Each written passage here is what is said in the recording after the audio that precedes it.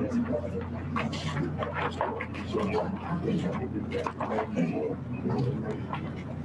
morning, please stand.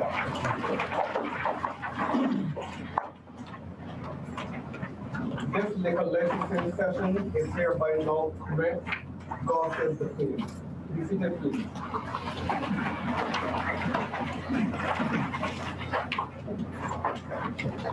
Thank you, Dr.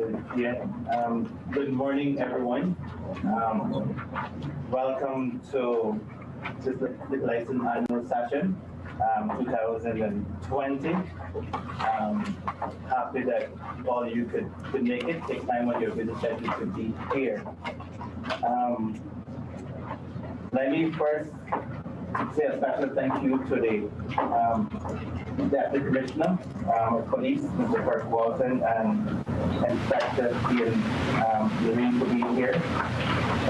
Thank you guys, my board members, for being here again for next year.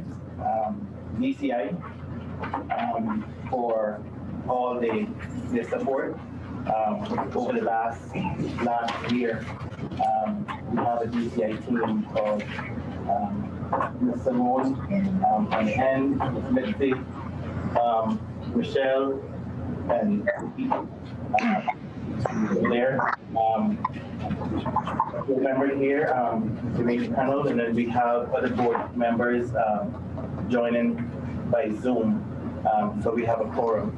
I would also like to welcome our newest board member, Mr. Matthew Brown. Welcome him to this very important board and this meeting. Let me just say too, I know that all of you are here for your grant. Just to say a little word on the police. I mean, it's good that the police is here, and over the last couple of months was very challenging for us. And I must say that I want to personally, as chairman of the liquor licensing board and the restaurant board and DCI, would like to thank the police for their partnership over the last couple of months. It was not easy, but the working relationship between the board and the police has been tremendous. And I want to personally say thank you to the Deputy Commissioner, Mr. Walton, and Mr. Ian Levine, and the Commissioner for the support that they have given the liquor licensing board over the last couple of months. So thank you guys. And also, we have Ms. Claudia Brady that just joined us. She's head of enforcement. Welcome. So, having said that, we're gonna go right into the meeting, but before, we're gonna ask for a member to approve the last minutes. Approve. Then? Mr. Chair, I move to second the minutes. Okay. So that's Len, that's second the minutes. So we will go right into our meeting now, and we're going to go on the agenda. I know that you guys have an agenda in your hand, but we're gonna, it's not gonna be exactly like how it is on that agenda. We have one that is in order here, so please, we don't go exactly to that one that you have in your hand. So Michelle would read out the first one, that the grants that will be going first.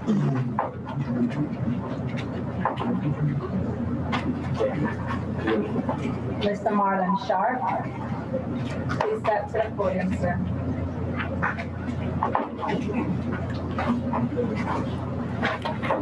Good morning, everybody.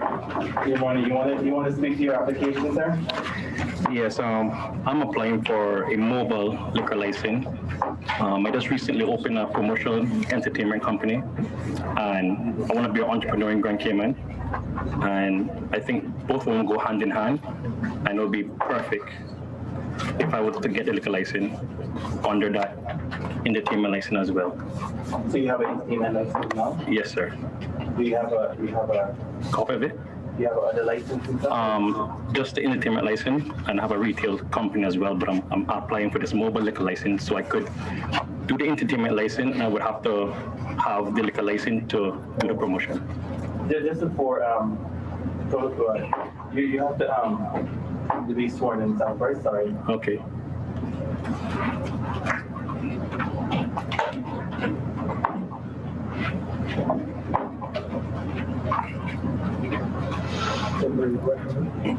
Repeat after me.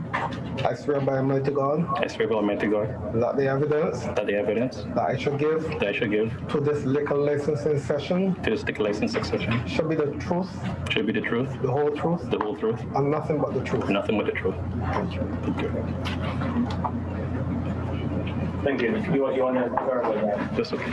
We're kind of trying to get the thing up on Zoom and everything to make sure that everyone is on. So you want to go ahead and repeat what you Okay. I'm applying for this liquor license because I've opened a promotion company, entertainment, and I want to be an entrepreneur in Grand Cayman. And for me, I think the liquor license would go well with my entertainment license, so I could be a prosperous candidate in the Grand Cayman. Okay. And you are quite.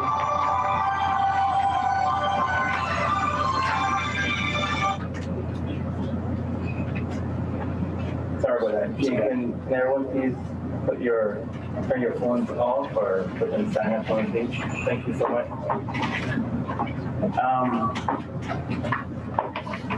You know about the license that you are applying? Yes, sir. Okay. How many events and stuff that you see yourself like having every? When after this whole COVID and everything picks up, probably an event maybe every 4 months have an event, so probably say 6 a year. Okay. And you're quite aware of the rules and regulations instead of just the liquor license and the amount of persons for special events and. Yes, I've read all the documentation. Okay. Any other questions from the members?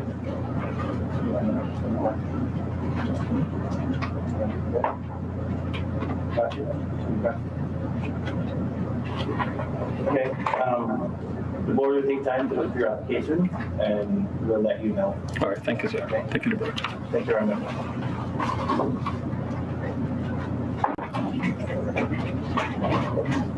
Nightclub residences.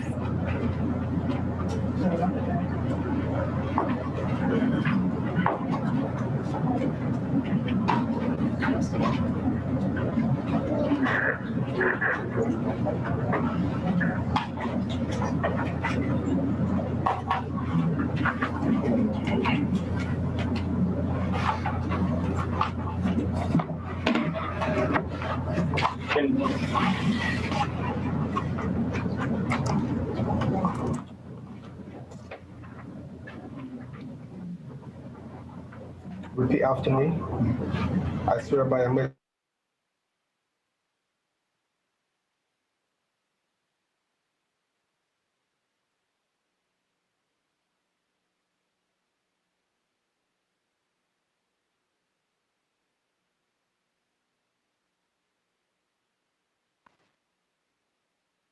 Sorry, we lost audio.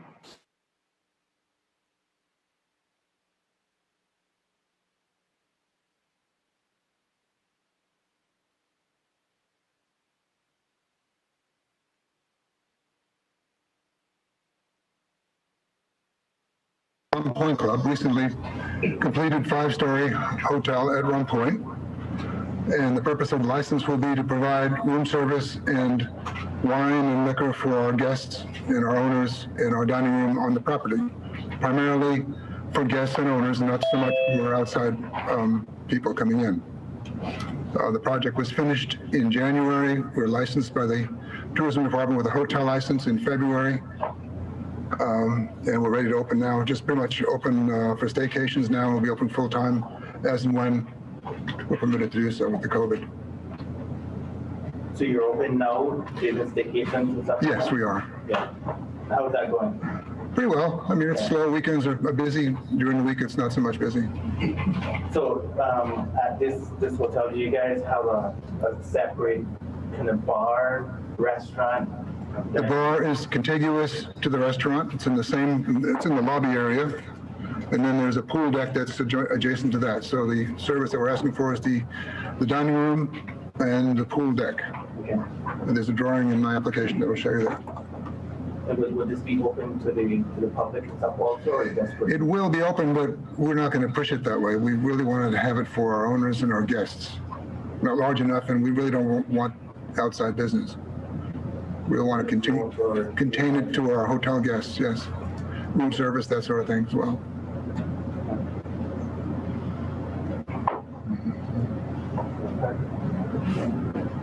Any questions for me? Okay, straightforward.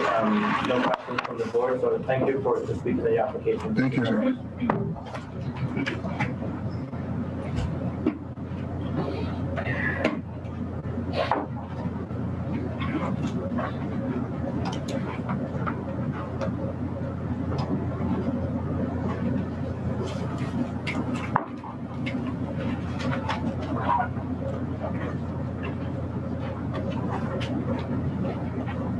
Or Flowers Restaurant 4, 1988 Limited.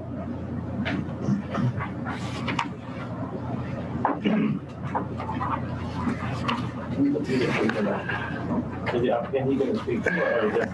Only if you have questions, Mr. I Chairman. mean, he want to be sworn just in case we have some questions. That's true.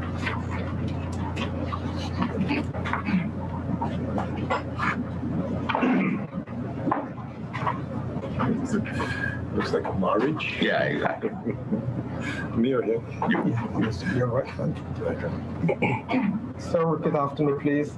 I swear by Almighty God I swear by Almighty God that the evidence that the evidence which I shall give which I shall give to this liquor licensing session to this liquor licensing session shall be the truth, shall be the truth, the whole truth, the whole truth, and nothing but the truth. nothing but the truth.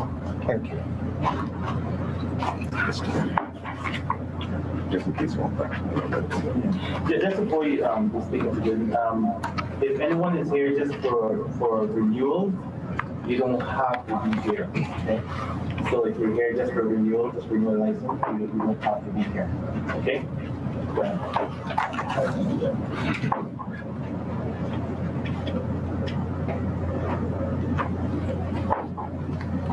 Thank you, Mr. Chairman. Mr. Chairman, I'm here representing my client, Mr. Clarence Flowers and the Flowers family in regards to an application at Cricket Square. My clients, as you know, will have a few licenses. They're the developers of Cricket Square, and they've decided in response to a request from their clients that they're applying to open a facility that can be used in terms of to have tasting events, so wine tasting events and host client functions. The license is a bit unique, Mr. Chairman, as to the fact that it will, as some of your other licensees, the intention is that they would have events where food and wine is used and served on premise, but they would also like to have the opportunity for those that have, after the tasting, to actually do a purchase as well.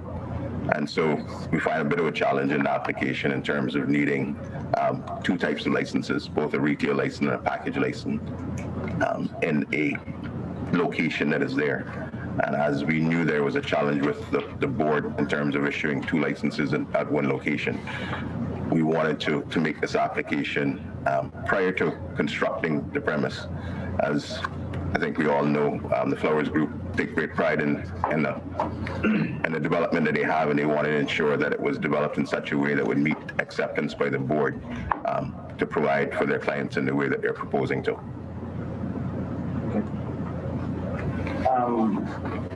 Are you going to have, you say that the structure has not been built yet. Is it anything in the plans to have any kind of separation two different licenses, like where you would have the package and for the retail, please. So, Mr. Chairman, when we said it wasn't constructed yet, the area has been identified, but my clients are willing to do whatever is going to be necessary to meet acceptance by the board. So they've submitted some preliminary plans that are there. But the intention is to have the board do a review and basically identify what's going to be necessary to meet acceptance by the board. Okay. But Mr. Flowers is here, so if there's any specific instructions. We have an initial draft. I should have brought it actually. Be submitted. It's submitted. Yeah, go ahead. there's a division. It's a small room to begin with, and it'll be divided in two more or less equal parts. And there's a double door, two doors, with a cooler in between, so you can lock off completely one section, and then the other section, and you can access the cooler area, if I'm making sense. So the cooler would be shared, the chiller, so you'd have complete separation by the two sides. Or you can open the doors and then it'll connect. The idea being that when the hours are, they can both be open, you can open both doors, and when one has one hour or the restrictions of one license, you can close it. That's the whole idea. And the architect did a very basic draft, and once we get our approval, we will develop it from there with whatever guidelines the board provides us with. Okay. Thank you so much for that. That helps a lot. Any questions from the board? Board members as on Zoom, any questions for Mr. Flowers? No. No. Okay. Thank you so much for coming and speaking on the application. The board will take time to look at your application. Thank you so much. Thank you.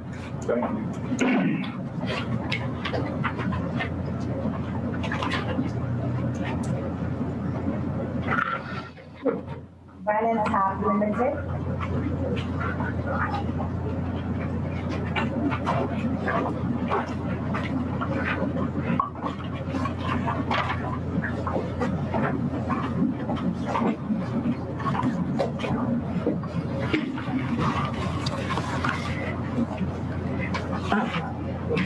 Morning.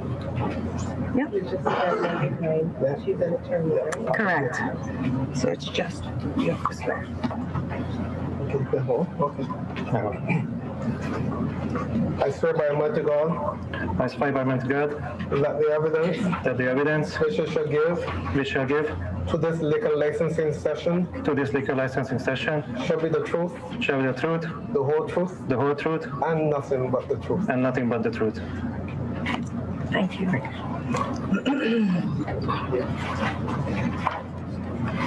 Thank you so much. Good morning. Good morning, Mr. Chairman, board members. We're here on behalf of Vine and Tap Limited for an application for package license and a retail and music and dance license. The location will be at Cayman Technology Center, and we're applying because it's actually two storefronts that are going to be used, one as a retail, well, one as a bar, and one as a store to sell alcohol. There was already in place there a store that sold alcohol together with a bar. So it's the same location, it's just under a new name now. You said these are two separate. It's two storefronts Yes. Yeah. next to each other. Okay. And there was already in existence, even though they have closed now, there was already a bar in place there, and next to it was the storefront.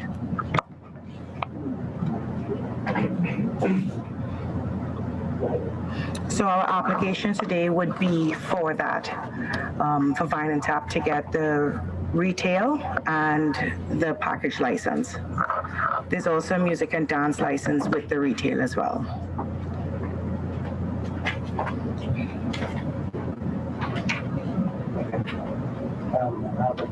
Any questions for the board? Just trying to confirm you, Mr. Chair, just trying to confirm exactly where is this at? It's the new location, Deputy Commissioner, you know where Premier Liquors used to be, where Security Center is, the Digicel, the roundabout off of Cayman. It used to be previously Premier Liquors. I think Premier Liquors and Tap Room. Premier Liquors. And there where there's Pico, Security Center, Digicel, in that plaza.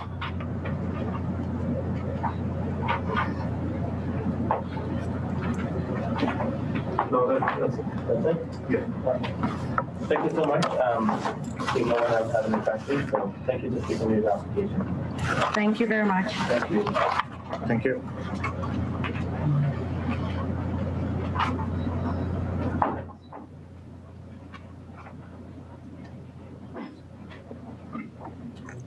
Scots Landing Limited.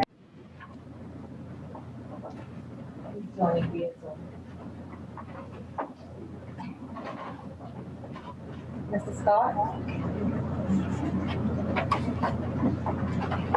Hi, good morning. Please appear so we can speak Spanish. Yes, sir.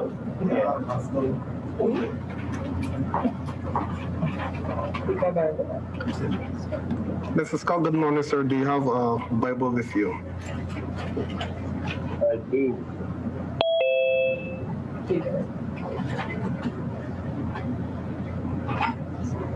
One second. I wasn't, I'll have to go get it. I wasn't aware that I needed a Bible, to be quite honest with you. Yes, sir. We're still going to do the swearing, even although we are on Zoom. Okay, can you give me some time and come back to my application or? Yeah, yes, we can. We'll come back to your application. Just let us know when you got one, and then we can come back to you. Okay, thank you very much. Okay, then, thank you. So, Andres Ruiz and Brittany Ebanks.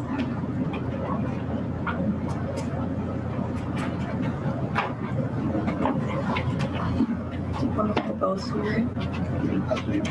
They were both speaking? Yeah. Okay.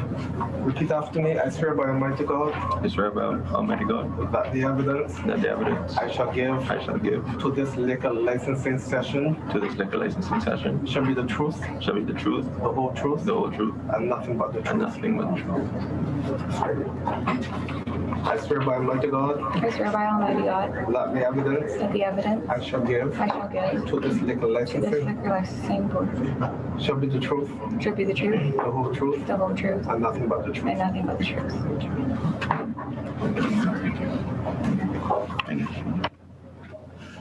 Thank you, sir. Good morning. Good morning. You want to speak to your application?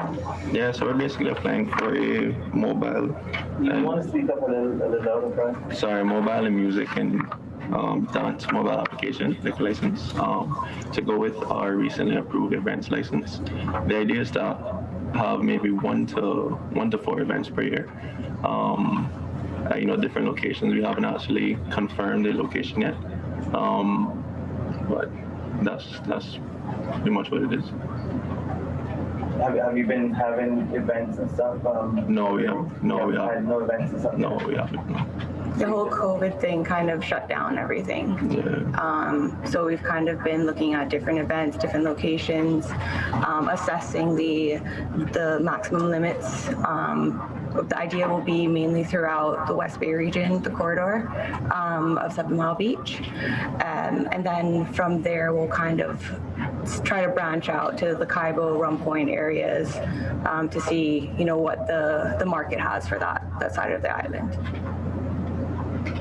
So this is your mobile and special event that you actually have. So what kind of events are you more geared on doing? It would be more targeted around like the DJ dance scene, but for not the generic holidays. So for example, I don't know if you're familiar with like Santa's Day, like that's a very popular day in the States. And we, I think maybe 10 years ago, we had an event on island, but that was held by a local club. And it didn't pan out as it would have if it was in a larger area. We are also looking at like St. Patrick's Day. That's a very common holiday for expats. And there's nowhere on island besides Fidel Murphy's that cater to that crowd. So that would be another day that we would be looking at hosting an event for. Do you have like a special location, or do you have somewhere that you would probably have these events already, or you're not that far in? Well, I think what she was saying earlier is, we don't have a specific location yet, but, we're thinking along, the West Bay Road area. And then obviously, from there, we'll probably branch out to other locations on island. But as of right now, we don't really have a secured location yet. Just, kind of a general idea of where we'd like to have it. Question. You mentioned that you had a previous license.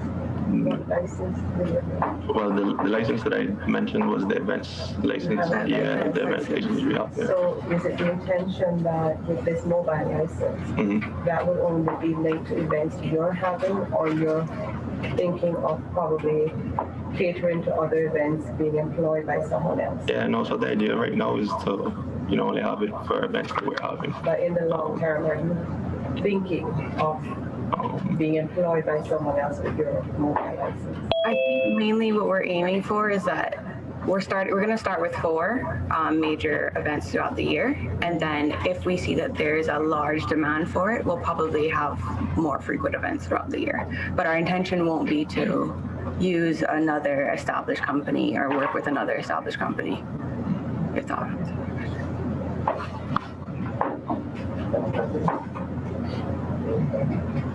Just trying to understand if it's to private events where there are cigar parties, or I don't quite understand. Yeah, so it would be private events.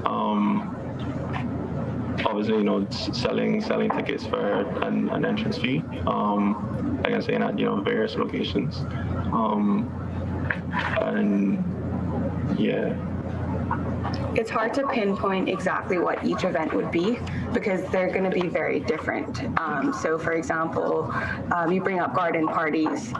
St. Patrick's Day would probably not be catered to a garden party, but we could have an Easter event and that would probably be more tailored to a garden party. So that each event will kind of vary depending on the nature of the holiday. And you are aware of the time frame if we're so mindful in granting this license to you, the month in advance before you have any of these functions that you have to apply for this location wherever you are. Yes. You know what it is, right? Yeah. Okay. All right, I have more questions. All right, thank you very much. Thank you. Thank you.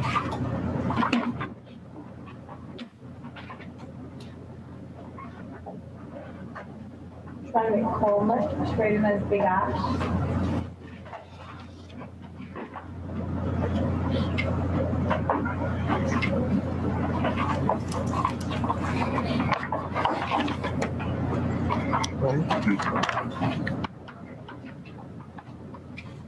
I swear by Almighty God. I swear by Almighty God. That the evidence. That the evidence. I shall give. I shall give. To this liquor licensing. To this liquor licensing. Session. Shall be the truth. Shall be the truth. The whole truth. The whole truth. And nothing but the truth. And nothing but the truth. Thank you. Thank you very much for the question.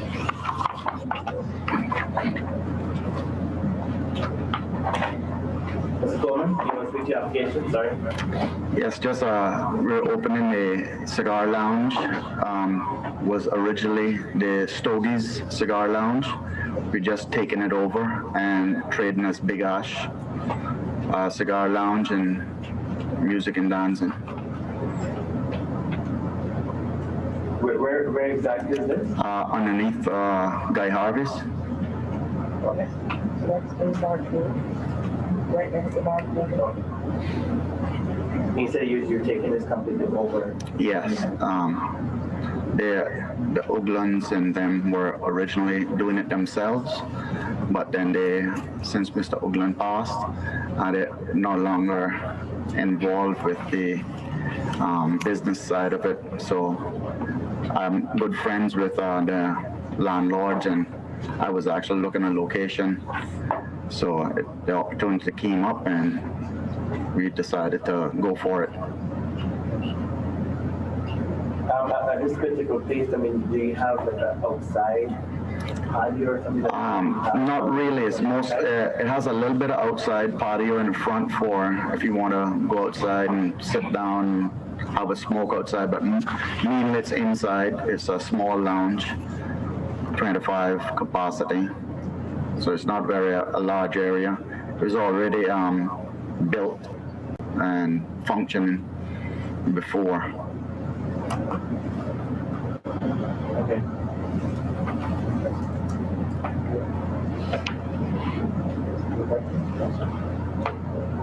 All right, thank you very much for speaking the application.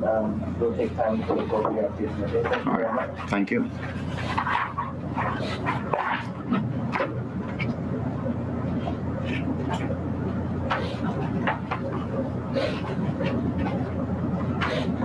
KBR Group Limited, Trademan Shop, right?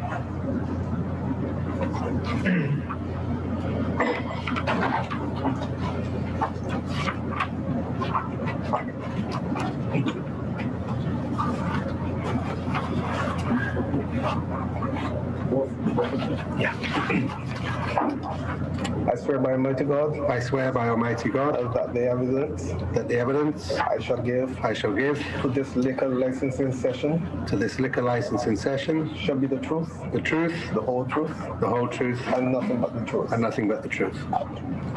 I swear by Almighty God. That the evidence I shall give to this liquor licensing shall be the truth, the whole truth, and nothing but the truth. Thank you.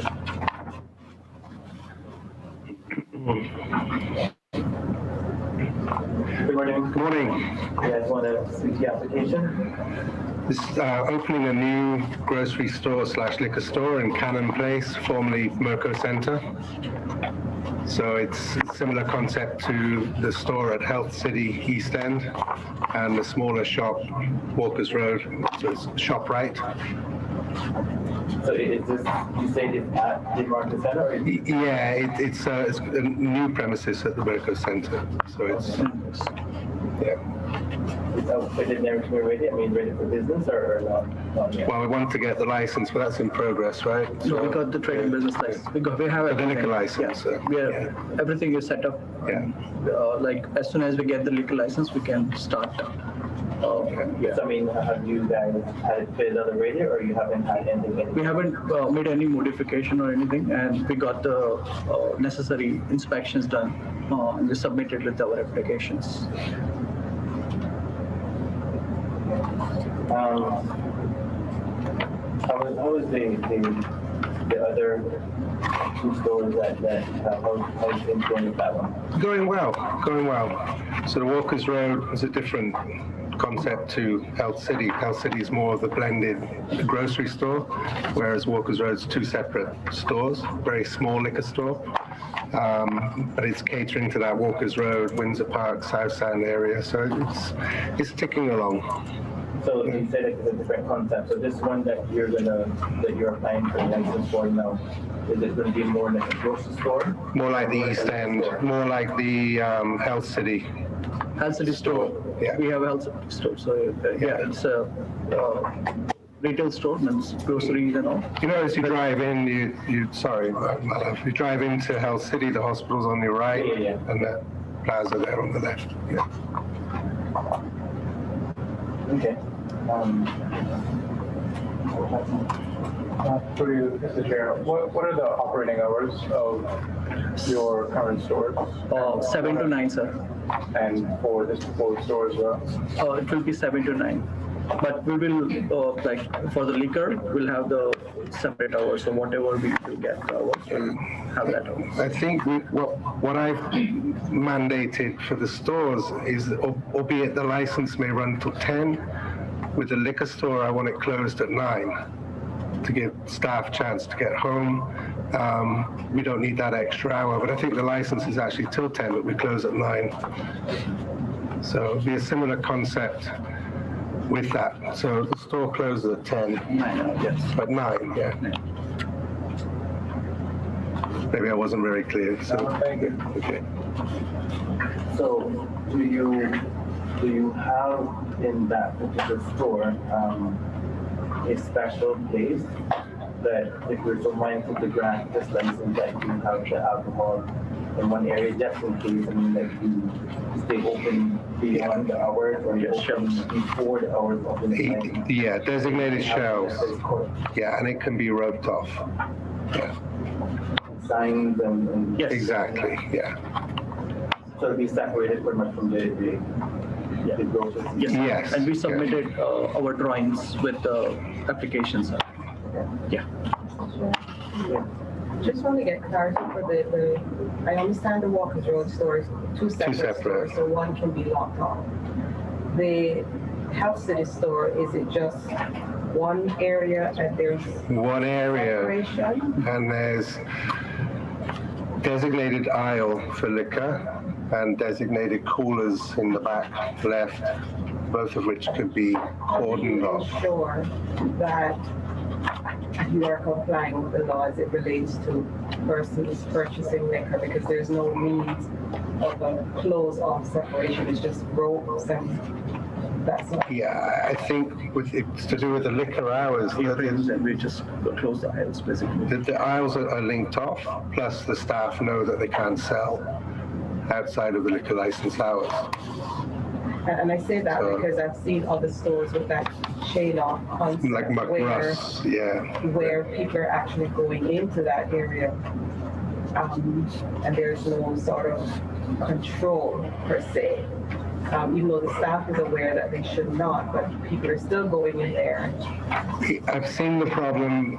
McRuss is one good example. It's in the corner, the liquor, and they rope it off, and it's quite clear when you're not allowed in. I've been in another gas station where, I won't mention the name, where it's less clear, and I've actually picked up a bottle of wine and gone to check out, and they've said no.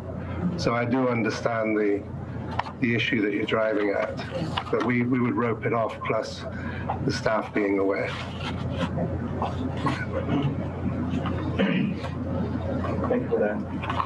If there is no more questions, thank you so much for speaking on this application. We will get back to you in time and manner. Good, thank you. Thank you very much.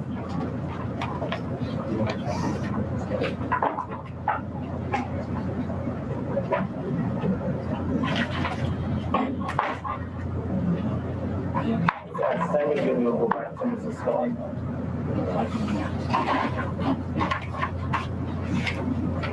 For Scots Landing Limited.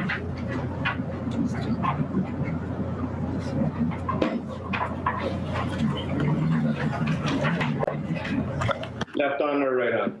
Yes, sir. Thank you. I swear by Almighty God. I swear by Almighty God. That the evidence. That the evidence. I shall give. I shall give. To this liquor licensing session. To this liquor licensing session. Shall be the truth. Shall be the truth. The whole truth. The whole truth. And nothing but the truth. Nothing but the truth. Thank you. Thank you.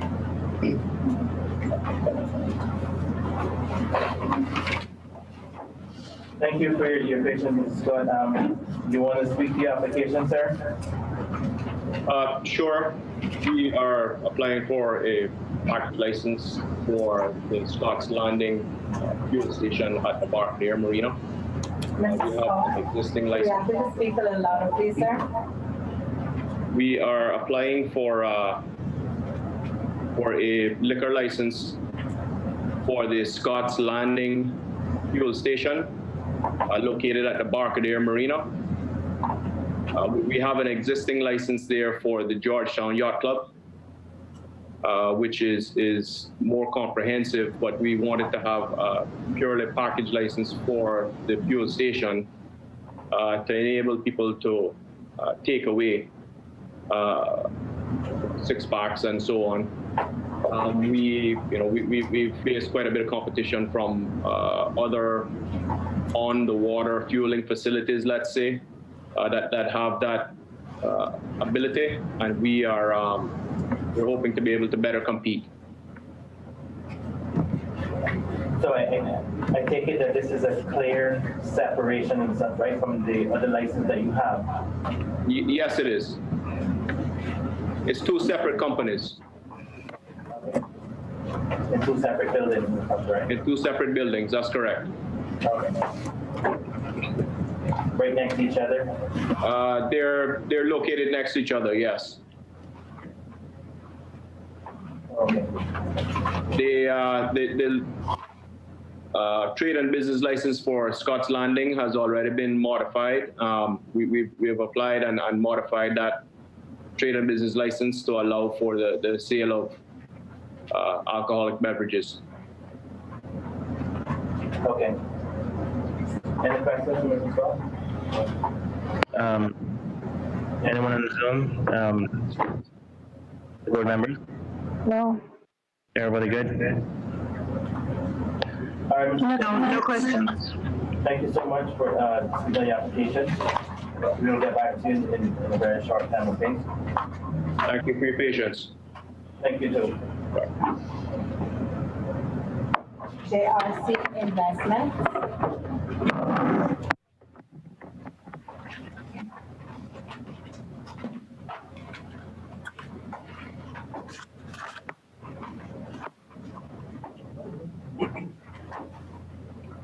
I swear by Almighty God. I swear by Almighty God. That the evidence. That the evidence. I shall give. Shall give. To this liquor licensing session. To this liquor licensing session. Shall be the truth. Shall be the truth. The whole truth. The whole truth. And nothing but the truth. And nothing but the truth.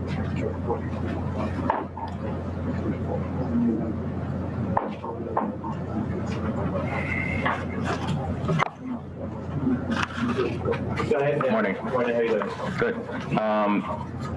Given the shelter-in-place mandate, I already had this license previously. I requested a variation to better utilize the license, as obviously a mobile liquor license couldn't be utilized during that time. The variation was for package. I've then decided to keep the variation and now applying again for a new license for mobile. So you varied the last one? I varied the last one, correct. Yeah. And you're going to still be operating that? I'm still, yeah, correct. I'm going to keep that, operate that, and now reapplying for another mobile to continue business as it was before. Okay. And may I ask, like, why have you been doing some special events? And why, for what, the new one? Doing, yeah. Yeah, so I mean, events are gradually coming back, and the license is going to be required, especially in the new year. So just forward thinking. Mr. Chair, can I just ask where is your location? For this current license? You say you have a package? Correct, it's Centennial Towers. Centennial Towers.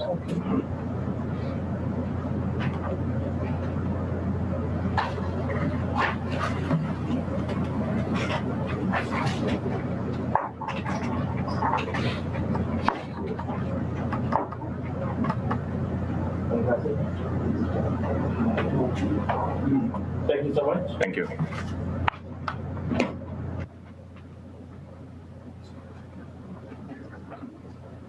We have Pain and Pasta Limited.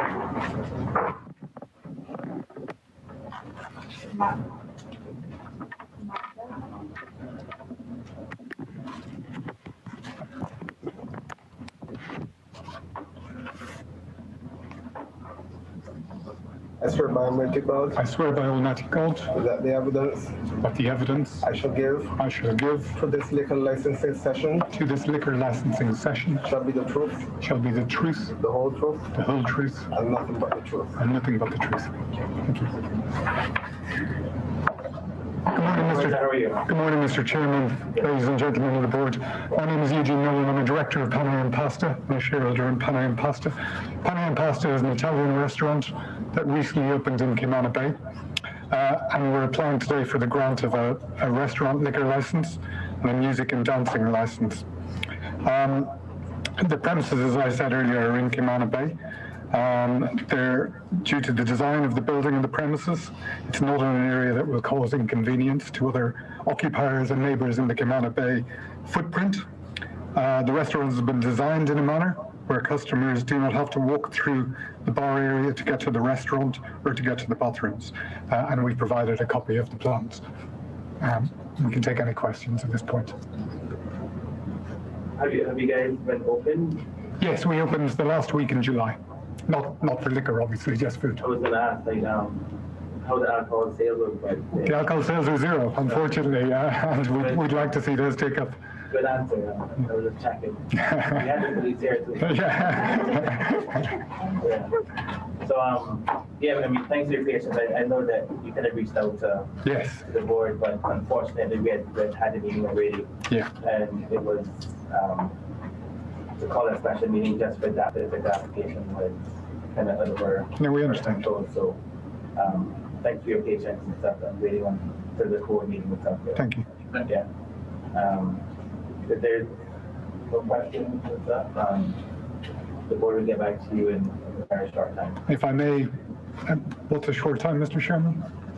We'll get back to you. Very short. Okay. It could be 6 months.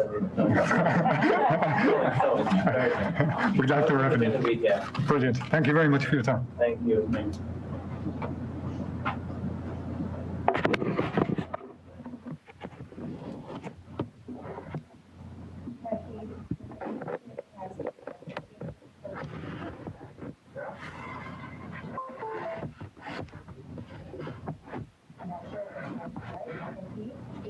ID Limited.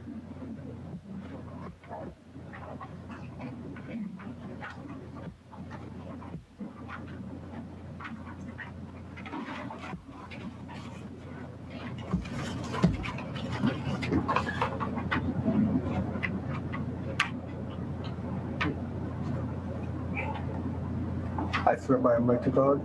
I swear by Almighty God. That the evidence. That the evidence. I shall give. I shall give. To this liquor licensing session. To this liquor licensing session. Shall be the truth. Shall be the truth. The whole truth. The whole truth. And nothing but the truth. And nothing but the truth. Thank you. Thank you. Good morning, how are you? I'm very good. Thank you. What's the application? Good morning, everyone. I am Jinky Martin, representing QDLTD3S Catering Services. We are applying for liquor license to expand our business, and since our situation now, like with this COVID, our business only accommodates special orders, and most of our clients, like, they request on alcohols, but then we can't provide those services because we don't have the license yet. And also, this is also in preparation of our upgrading the business into restaurant. Where is this exact restaurant? Used to be Miracle Center, Cannon Place. And we also have found it's actually Unit 104. But we are in Unit 2021 right at the moment. And you were speaking about some deliveries or something? Sorry? You said something about some deliveries or? Well, for now, that's the only thing we can accommodate with our mobile catering service for food. And you're speaking on? And nowadays, most of our clients are into birthdays, food catering services. So mostly requested is alcohol. So, but I know that you said you deliver food, but yes, sir. The reason why you're applying for this retail, are you saying that you would like to deliver alcohol along with food? That is only by request for our clients. Like, 'cause sometimes we also have have these birthdays, occasions, and they requesting alcohol as well. So you know the rules and regulations with a retail license, right? Yes, sir. Is to consume on premises and not off. Yes, sir. So you know that you would not be able to deliver. Well, yes. Yeah. Yes. So I mean that's why you applying for to deliver. Yeah, you will not be able to use this particular license to deliver. Yes, sir. And also, that is why I'm saying that this is also in preparation to upgrade our 3S mobile catering into restaurant. That is why on our application, the location is already there. But since our annual return just approved recently, we are not able to apply for, the trade license for the restaurant.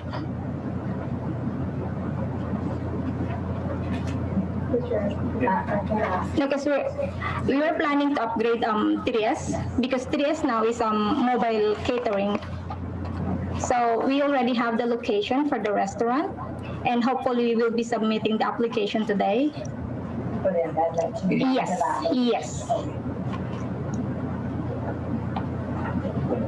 If I can be clear, there is a location already for the restaurant. Yes. Do they have a liquor license there? No. So they're applying now. Then the grounds of the liquor license there. So she's talking about delivering liquor. Yeah, she can. Her license doesn't allow her to do that. She's not like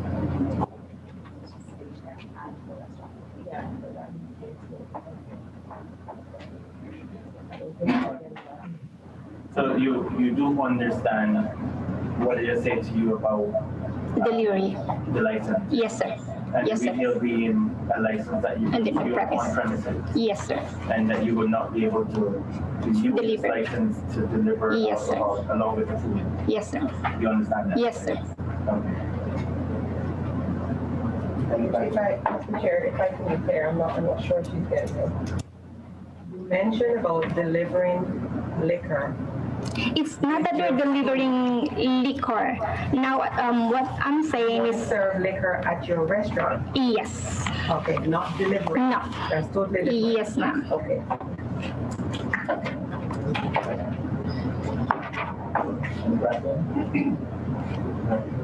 No, I think it's clear. Yeah. Thank you so much. You're welcome. Thank you We'll too. get back to you Thank you. in a short time. Thank you very much.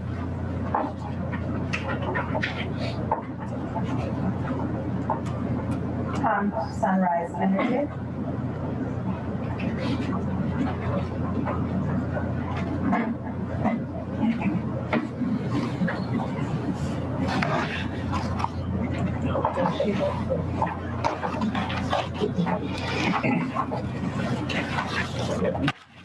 I swear by Almighty God. I swear by Almighty God. That the evidence.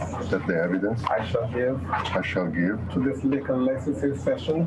To the liquor licensing session. Shall be the truth.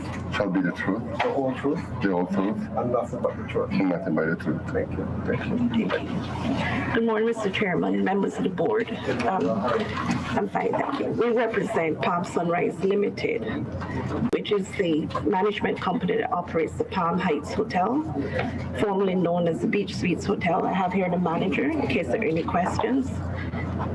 We have applied for the renewal of the hotel license, but we're here today because we're applying for a package liquor license so as to allow the hotel to be able to deliver alcohol with restaurant orders. That has proven to be very popular in terms of not the alcohol part, but the delivery of restaurant meals during lockdown. And there were numerous requests in order to be able to serve alcohol with it. But obviously they could not, hence this application today. There's a vehicle license in the name of the company. All details have been disclosed to the board with application. And that is the vehicle that would be used, and we'd ask that the board include that as part of the premises. The other application that we have, or part of the application, is that we've asked for variation of the hours because the package liquor license hours on a Sunday start at 1 p.m. But there's a very popular brunch at Tilly's restaurant, and that starts serving at 11 a.m. So for that reason, we'd ask the board to extend the hours to 11 for start time of 11 a.m. only on a Sunday. So that is in a nutshell the application. If any member has questions on myself or the hotel manager. So you're asking for what Sunday is it? For what, for package? For start at 11 a.m. Oh, yeah. Okay. So you know that the start time on Sunday for package is at 1? I know. Yeah. That's why we're asking for the board to, we're respectfully submitting that this is an application that is, the board could be satisfied to grant an earlier start time if it's so minded. Okay. That's the board idea. And you also said that you have a vehicle that is licensed in the name of the hotel things operating. Yes, we have there's a vehicle, it's a Mercedes Metris van. It is licensed to the company, duly insured, etc. And full details were submitted with the application. And that is the vehicle that we'd like to be included as part of the premises for the purposes of delivering alcohol. And at the hotel, do you have a separate area? I mean, just for the package, if you're so mindful of granting this, or where would you keep this alcohol? Yeah, my understanding is that the intention would be to use if you were to go to the restaurant, you would seek to, if you were to order a bottle of wine, there's an area that sells, that holds the liquor there, and it would be the same area that would be used to There's also a storeroom as well. So you're thinking on operating under the same exact place where your retail license is at? We don't have to. I mean, we could, if it's necessary, we could have, we don't have a retail license, we have a hotel license. Yeah. But there are two areas that I understand, and we could perhaps speak to that, the location of the alcohol. Sure.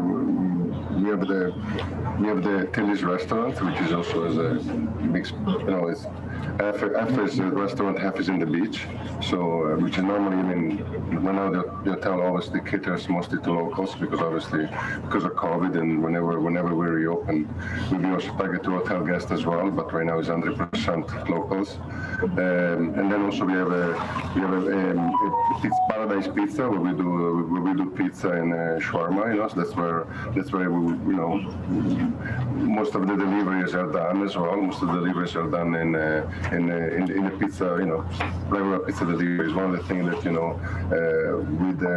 there was nothing good about COVID, but at least we get to reinvent ourselves. We're doing all deliveries. We were coming, trying to go through this period, and it was the only, there was a silver lining on COVID. At least we had we really got involved in serving the community and doing deliveries. Yeah, I think your concern is the actual location, and my understanding is you have a storeroom for alcohol. That's correct. And also an area near to the restaurant where they would obviously obtain liquor from. We can have an area designated if that's specifically for this license. Through you, Mr. Chair, I'm just trying to get an understanding of the separation in activity. Tilly's has one license, yeah? The hotel is covered. Hotel. Tilly's is not separate, no. It's not separate? No. And if you were to order a hotel, sure. Tilly's, the restaurant, would be delivering or serving. Yes. So this license that you are requesting now, how does it make it any different? Well, first of all, there are a lot of people that they have a branch on location, for instance, and there's some people that want a branch to be delivered to their houses. Sometimes they require just Prosecco and orange juice to make mimosa their own Would stuff. be delivering off the hotel premises? Yes. Correct. With meals. With the meals, okay. We're not looking Okay, for so it's not the. specifically to hotel guests, it's off the hotel. It's off the hotel. It's the customers of the restaurant, really. Okay. That's correct.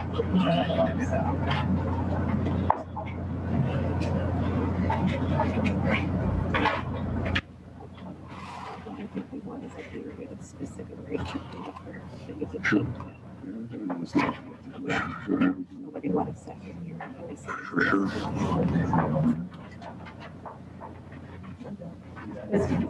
What I'm gathering is that this will be delivered off the hotel premises. Persons who want to take part in the brunch, particularly. Yeah, meals, yeah, particularly Brunch on Sunday. Or the brunch or whatever it may be. Yes. That person's away from the hotel will call and order in. And then the alcohol will be delivered along with their meals off hotel premises. And if I may, it will be also delivered with food only. We're not interested in doing delivery just, a bottle of wine. We'll be along with the meal, otherwise that's not what we're looking for. So, correct. Yeah, it will only be a complimentary service to the delivery of meals. So, maybe I missed it, but you have two different areas where you have different events. I see is it a tent on the beach? We had a tent last week. We had a tent last week because of the weather was so. First, the tent is not there anymore. So when in case of inclement weather, we do put tent to cover the beach. But I mean, it's not right now. It's not there as we speak right now. But we do use sometimes tents again to provide, especially when we do we have a team night, so we to cover the beach. So you are aware that for you to serve off your premises, that you would have to have permission. For sure. You just can't take in and put up a tent or serve anywhere on the But it will be the. It's in your. Correct. Your premises itself? That's correct. Yes. So I just heard that it was a tent that was close down to the water or on the beach side. It wasn't beach side, but what was our premises that usually they're occupied by our umbrellas and where people are usually hotel guests. I mean, it's a hotel. It's hotel premises. It's not like we are on public beach or anything like that. Okay. So I just wanted to make sure that I haven't seen that. Sure. As a matter of fact, we're going to have this tent back this weekend because again, the weather, when it's iffy, we do put a tent out, yes, we do. Okay. So you have the chiller side and then you have where the tent was located. The tent is correct. That's a coconut bar, which is not open during the day, so it's normally open at night, yes. Okay. All right, thank you for your time. Thank you so much. Thank you. From the board. Thank you so much. Thank you. For your time to Thank you very much. Thank you.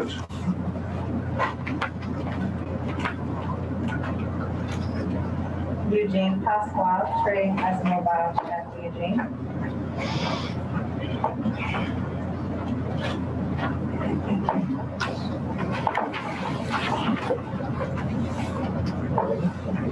I swear by Almighty God. Swear Almighty God. That the evidence. That the evidence. I shall give. To this liquor licensing session. To this liquor license session. Shall be the truth. Shall be the truth. The whole truth. The whole truth. And nothing but. The truth. Thank you. Good morning, Mr. Chairman. Good morning. Yeah, the reason why I'm just I'm opening a mobile food cart and I'm applying for my liquor license for this food cart trailer.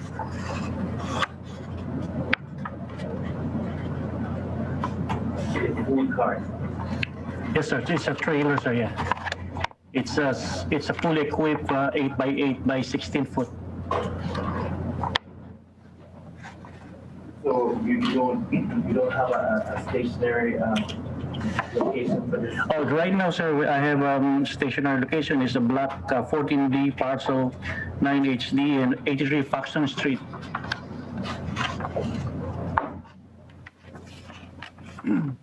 So with this trailer, are you thinking on going to different locations and stuff for this trailer? Yes, sir, yeah. It's just around the island, sir, yeah. Just around the island? Yes, sir, yeah. Around the island, like if you wanna, you know, the destination is like when they have a pirates and you know, like Batabanos. Because actually, sir, this is my first apply. You know, I never have an experience on the food cart. This is my first business. I'm gonna open it, so I'm not aware about the liquor license. So just let me give you a little heads up with the license that you're applying for. It's supposed to be stationary. You can't, I mean, even though that you have a cart, you can't be going from one place to the next, not just around the island. No, I'm just saying is like for example, like when they order food, and at the same time I can sell. We can't. We can't, sir. Oh, okay, sir. Because you're pretty much delivering, right? And you go to that location, and that's what that particular license is for. So I would recommend that if this is what you're using it for, you may want a different license. Right? A different license. You're applying for. Because this particular license is stationary, you have to have a location where you serve it at. And if you're thinking about going from one location to the next, then I don't think this is a license that is for you. So it means it's not covered, sir, like when you're selling food, you know, on the food cart. It's just my address alone that I can sell liquors on that. Yeah. Oh, okay. So maybe I'm gonna apply for another liquor license for that one, but in the meantime I still gonna. And this address that you're given, is a residential? Residential, sir, yeah. This is actually your home? Yes, sir, yeah.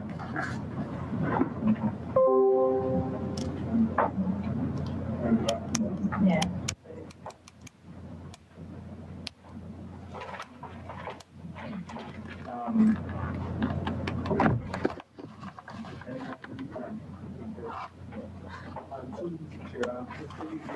Yes, sir.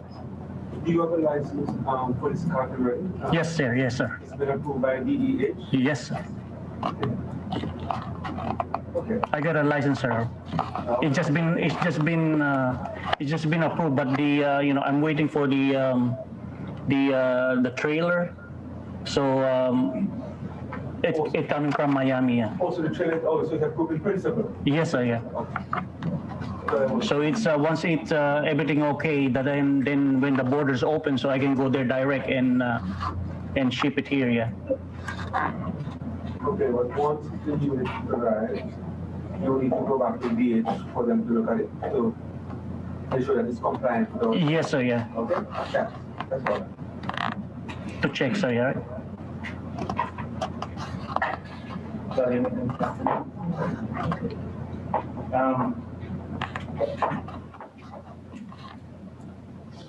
It seems that this particular license that you are applying for, I mean, we'll get back to you.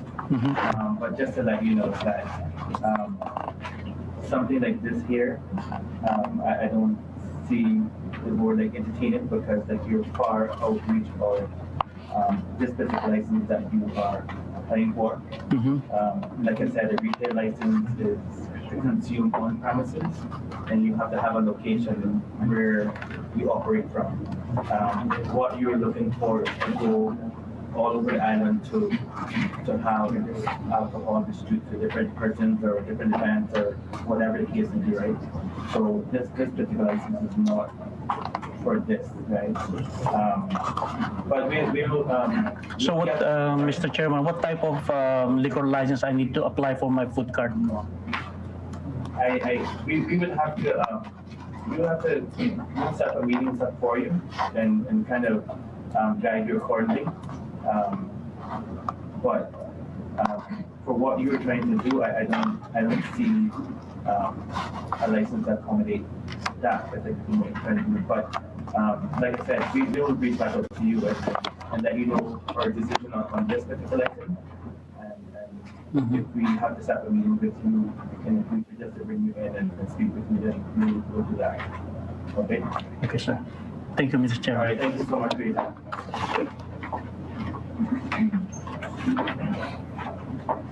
Spare Limited, trading as Spare Hospitality Group Catering Services.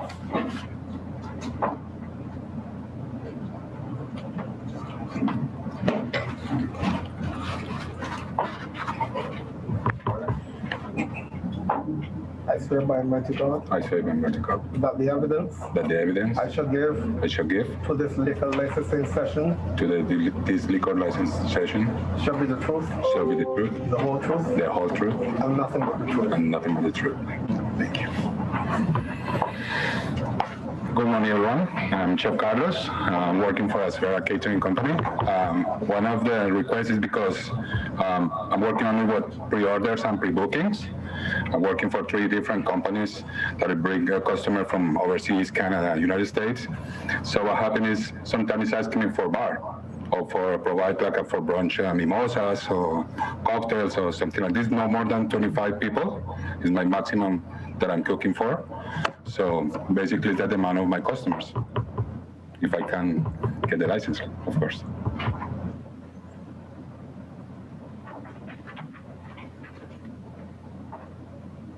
Where exactly is this location? Well, I'm working in the house. I'm working, for example, for a luxury cama villas and condos, luxury retreats. So basically, I'm cooking in the private houses only.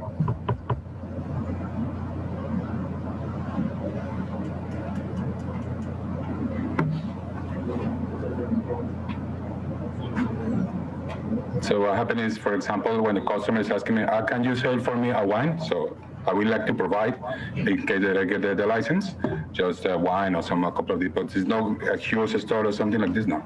It's just for my customers. So you're actually doing this from home now? No, I'm not doing regular right now. So sometimes when I ask some catering is helping me, I'm like, hey guys, I need a license, so you can contact directly the customer, but I would like to do the business as well. So I have to rent the license to another caterings. Yeah. So again, the type of license that you applied for is a retail, and you're looking at delivering, is that right? Well, yeah, basically I need to sell. So the fact is that the license, the particular one that you are applying for, is a retail license to consume on the premises. Okay. Right. So what I'm hearing from you is that you want to deliver along with your food. Exactly. To provide if it's possible. And this license is not for that kind of business. So I have to apply for a different license, yeah? A different one altogether. Okay. If I can get the information, what kind of license will be? So it's good to kind of educate on yourself on the license that you're applying for, that you see that you have to go through all of this. You know exactly which one you're applying for, but for the type of business that you're trying to do, a retail license is not for that. Okay. Okay. Right. So always remember, like me, that the fact is that a retail is to consume on premises. Okay, yeah. Off premises. No, I don't have any facility because I'm working only in the houses of the customers. So, so we'll get back to you on this particular license, and we'll let you know. Okay. All right. Thank you so much. Thank you. Brianna Trading Company Limited, trading as Souvenir Shop.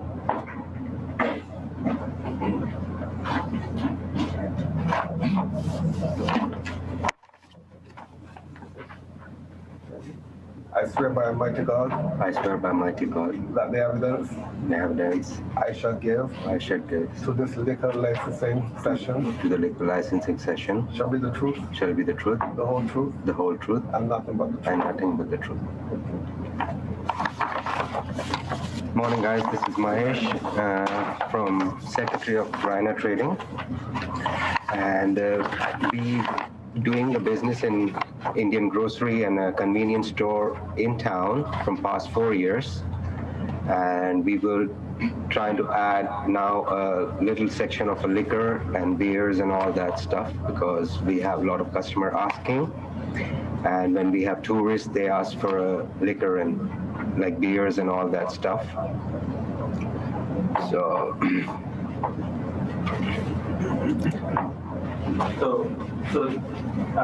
this is the convenience store, sir. And you are asking for a retail license? Retail license. So you're expecting persons to come on the inside? In the store and they buy the liquor and go like a... While people are actually shopping and stuff too? Yeah. So it is a grocery store? Grocery store, yes. So you want, I'm not understanding clearly, like, you expect the people to come in? Yeah, like people come and shop some grocery and everything from us, and they will pick up at same time if they want a 6-pack beer or a bottle of wine. With it. Yeah, and they leave to the. So I mean, again, this is not a license for your enemy because you're applying for a retail license.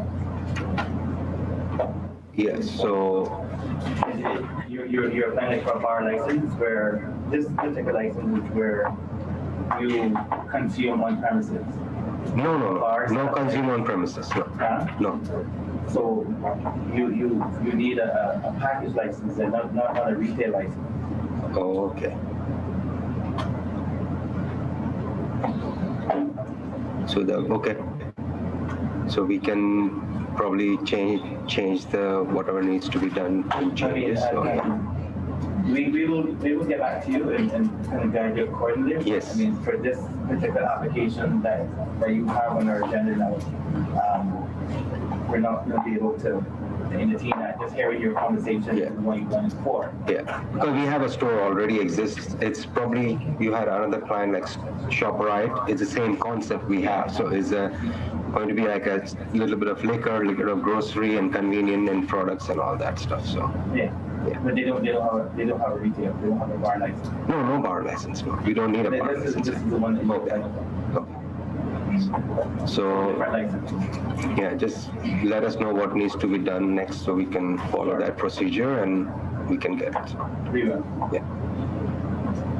But thank you for coming and taking the application. Christopher Brown, with location event planners.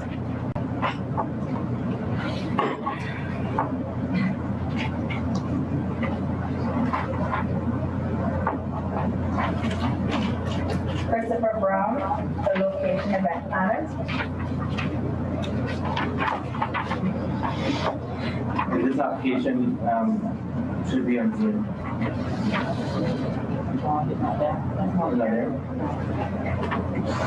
So Celia Porter, trading as Mickey's Island Style Gifts and Souvenirs. She is via Zoom. Ms. Mickey, good morning. Good morning. Hi, good morning, Ms. Mickey. How are you? I'm good, thank you. Yeah, you want to speak to your application again? I know that we have some, maybe like 2 board members that are with us. Maybe you want to speak to this application.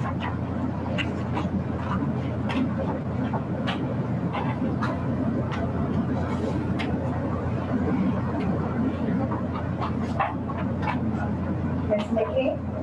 Yes, ma'am. Go ahead and speak to your application, please. The chairman has asked. We could provide a little feedback on what you're doing for the license. Okay, my name is Celia Porter. I own and operate a store on Northwest Point Road in West Bay as Nikki's Island Style Gifts and Souvenir, where I mostly cater to tourists from the cruise ships, the hotels, and guest stays at the apartment in Coconut Bay and the West Bay area. I am applying for a liquor license where when the guest comes into the store, because I do rum cake samples at the moment where they can taste the alcohol, and if they want to buy it and take it on the ship with them. Yes, ma'am? We have not had 3 sworn in. Okay. My apologies.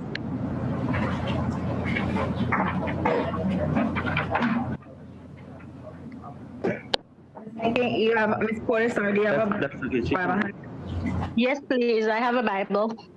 can affirm, yeah. Okay.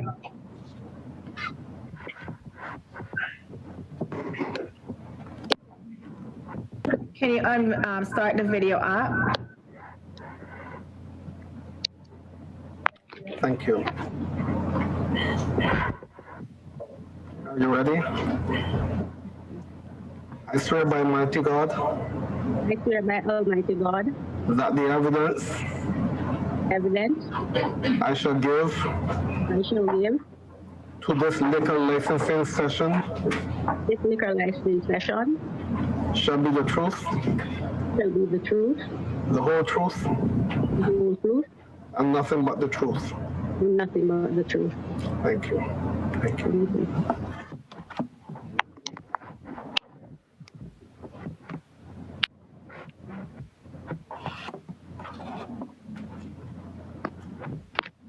Go ahead, Ms. Porter, we can speak your application. So sorry, ma'am. Okay, so the application is to the tourists and the guests that are on island to taste the rum, buy it and take it on the ship with them. And I also would like to sell beers because I have a few locals that pass by sometimes and asking for a cold beer. Okay. I know that you have been here a few times and stuff now, and we have a certain situation that is pending. Can we ask when is the next date that you are? Okay, with my situation, I'm to go back on the 8th of October. The 8th of October? Yes, sir. Okay. So is this like a final thing when you go by? We have no idea because the main person in it, they left the island from last year and they're trying to get a hold of her and no luck. So each time I go, it just keep another date. Okay. Are they saying anything to you though? I mean, that if it's a certain date when these people don't come by, that will be. No, because what happened, the lady was on vacation. She was to return to the island on the 9th of October last year, but the complainant canceled her permit before she got a chance to re-enter the island. So there is no way when she can come back because to enter the island, you need a visa or a work permit, and her work permit was canceled while on vacation. Okay. Okay, Ms. Ford, thank you again for appearing and speaking on the application. We will take that date into consideration what you just gave us, and we will get back to you in a short time, okay? Yes, sir. Thank you. Thank you all. Have a good day. And thank you too for your patience.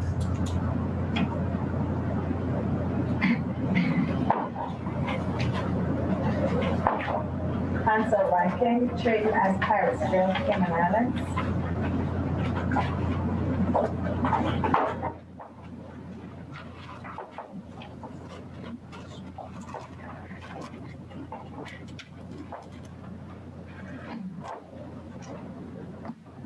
I swear by Almighty God. I swear by Almighty God. That the evidence. That the evidence. I shall give.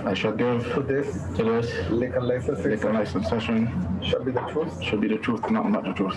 The whole truth. The whole truth. And nothing but the truth. And nothing but the truth. Thank you.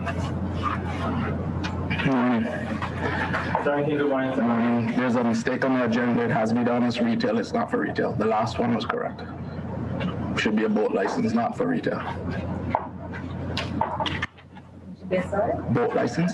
Boat liquor license? Yeah, it would be a retail. Yeah. Okay. Okay, all right. Sorry. I heard all this retail thing, so I was like, let me stop this right now.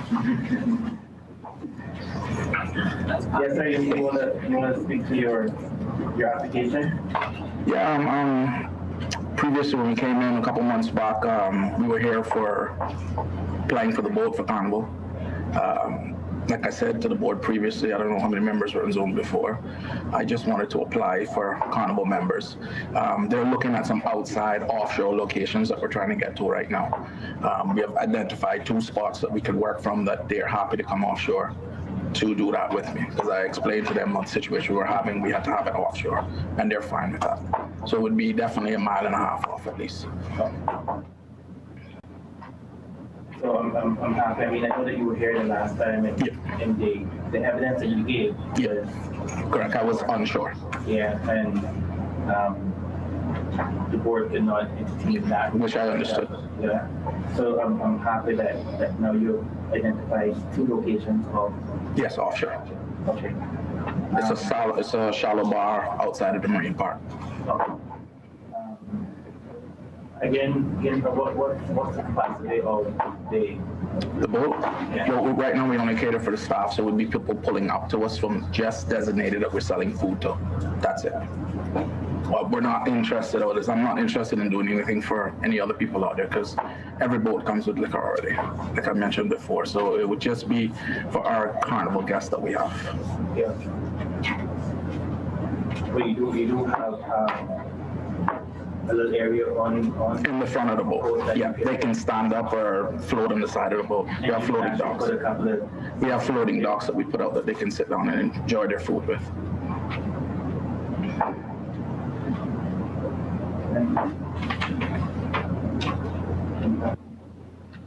Are you working the tours yourself, or are you? No, I'm the chef, operator, boat operator, everything. I just have another lady that operates. Yes, if you refer to her from multiple countries? Well, for right now we're doing an anchor, but we have interest from Disney and a couple of the other groups. What we do is normally how it is, you get a list 24 hours prior, so we'll have 3 boats of 75 coming in. They have a band, so we know exactly the age, who it's going to, so it's not to the general public, actually.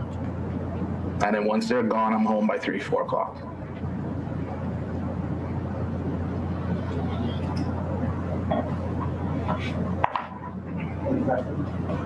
Mr. Chair, just a quick question. The passengers from Carnival will be boarding your vessel. They come in the front, yes, sir. Okay, this is not part of a tour or anything. They just come. Well, it's a part of a food tour that Carnival has. Food tour. Yes, ma'am. They go to Stingray City and then they come to us for a light meal and then they go back onto the ship. Okay, so is your boat doing the tour to Stingray City? No, or? we just accommodating the food part. Okay. Because previously, other people used to come up on the beach, no hand wash facilities, nothing, and just serving food. We're like the 5th caterer that they've hired, but they were more satisfied, and by us being US approved before, that's what Carnival's looking for. Okay, so they come off Carnival, they go on the tour. They go on their tour, and then after Stingray City, they come to us and get a light meal. Yes, correct. So you are stationary? Yes, ma'am. Okay.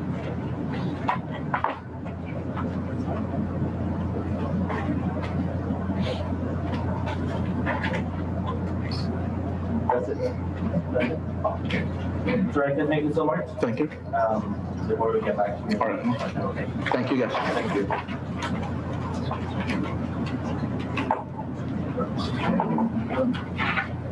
Can you detect Mr. Brown one more time? Christopher Brown Trading has the location in that corner.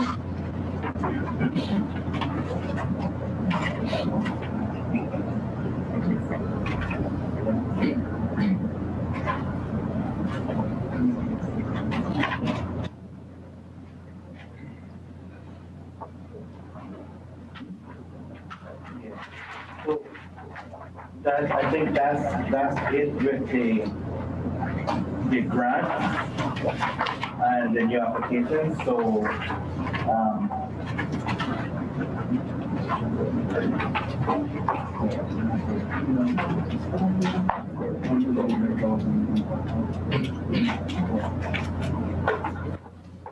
at this time, we can actually close the meeting. Chairman, I represent Mr. Robert Doers and Mr. Louis Forrest. They have a variation there for Bananas Restaurant and Bar.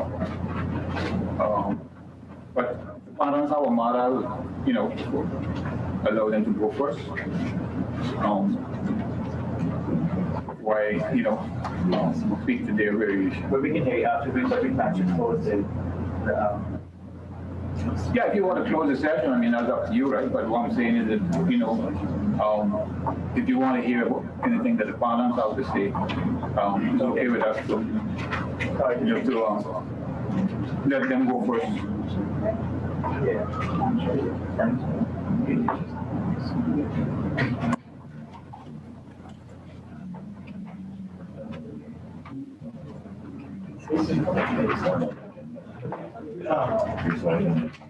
Mr. Panton and you, the two Pantons, have a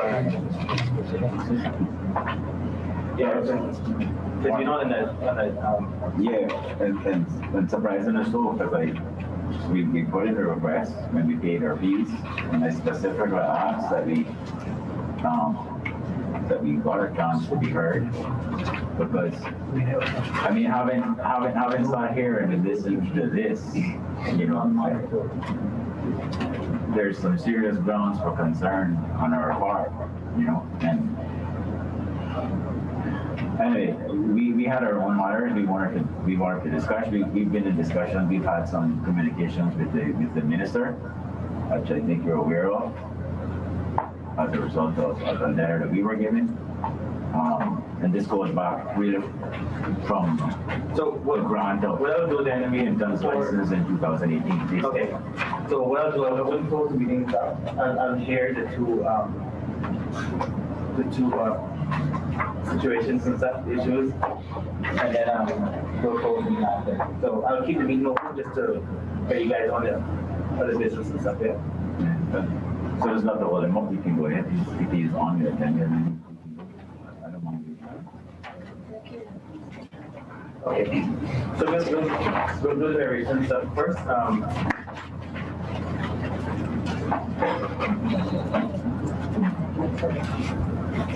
Yeah, you just have. I don't think Mr. Wells. Mr. Wells, is a Okay. Who's there? Yeah, that's correct. I swear by Almighty God. I swear by Almighty God. That the evidence. That the evidence. I shall give. To this liquor licensing session. To this liquor licensing section. Shall be the truth. Shall be the truth. The whole truth. The whole truth. And nothing but the truth. Nothing but the truth. No. You want to? Mr. Chair, if I swear by Almighty God. I swear by Almighty God. That the evidence. That the evidence. I shall give. To this liquor licensing session. To this legal licensing section. Shall be the truth. Shall be the truth. The whole truth. The whole truth. And nothing but the truth. And nothing but the truth. Thank you. Thank you.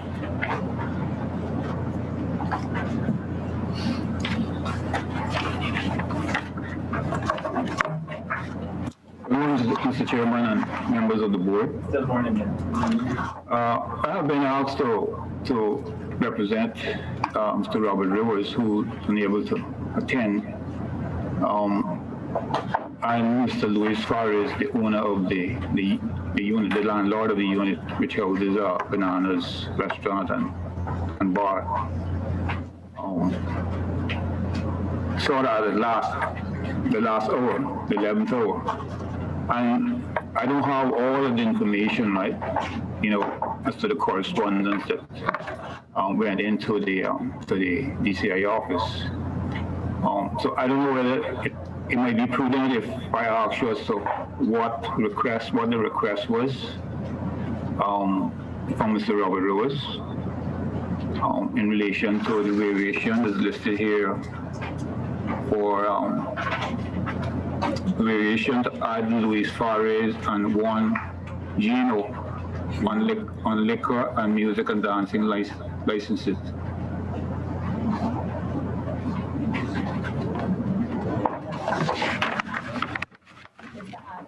Card on the license? Huh? That was the complete application. That was the complete application. Okay, because I was getting a little different, some other, information, right? So I'll just address then, that part, right? But What jumped out at me there when I seen the application was as to whether you could have 3 people on a license. Because my recollection was that it was just you know, a license only allowed 2 persons as licensees. But I mean that could have changed. I'm guided by you as chairman, so. Yeah, we have to hear that. Okay, right. First, and we'll go in. Okay. So I think what would be best at this point is that maybe I ask for deferral, because it's a variation and it doesn't help to wait till 3 months' time, you know, to come before the board. It could be dealt with, you know, by way of round robin, and then you could sign off on it, you know. As chairman. So what's the reason that you would want to defer the application? Because I need more information. I need to get more information because, you know, in other words, I'm hearing that the application was for more than just a change of licensee. And that's what I'm seeing on the agenda too, and that's what the secretary is confirming. So I would ask that, you know, we defer it until I can meet with my client, Robert Rivers, and Mr. Luis Fares, to get, you know, more information as to really what the scope of the application, you know, what they want done at this licensed premises. But Mr. Fares is here, the owner of the unit, and Mrs. Polanco, who manages Bananas Bar and Restaurant.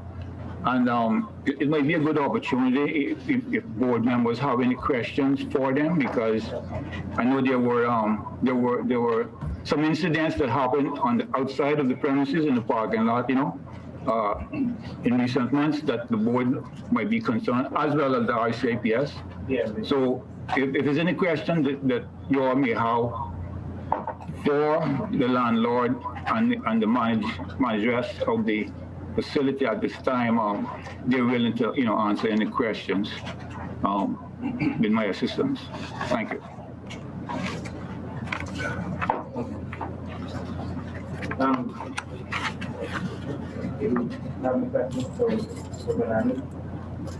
Yeah, well, first of all, what I would say is that Bananas certainly, from a policing perspective, is one of those locations that cause a lot of issues, takes up a lot of resources.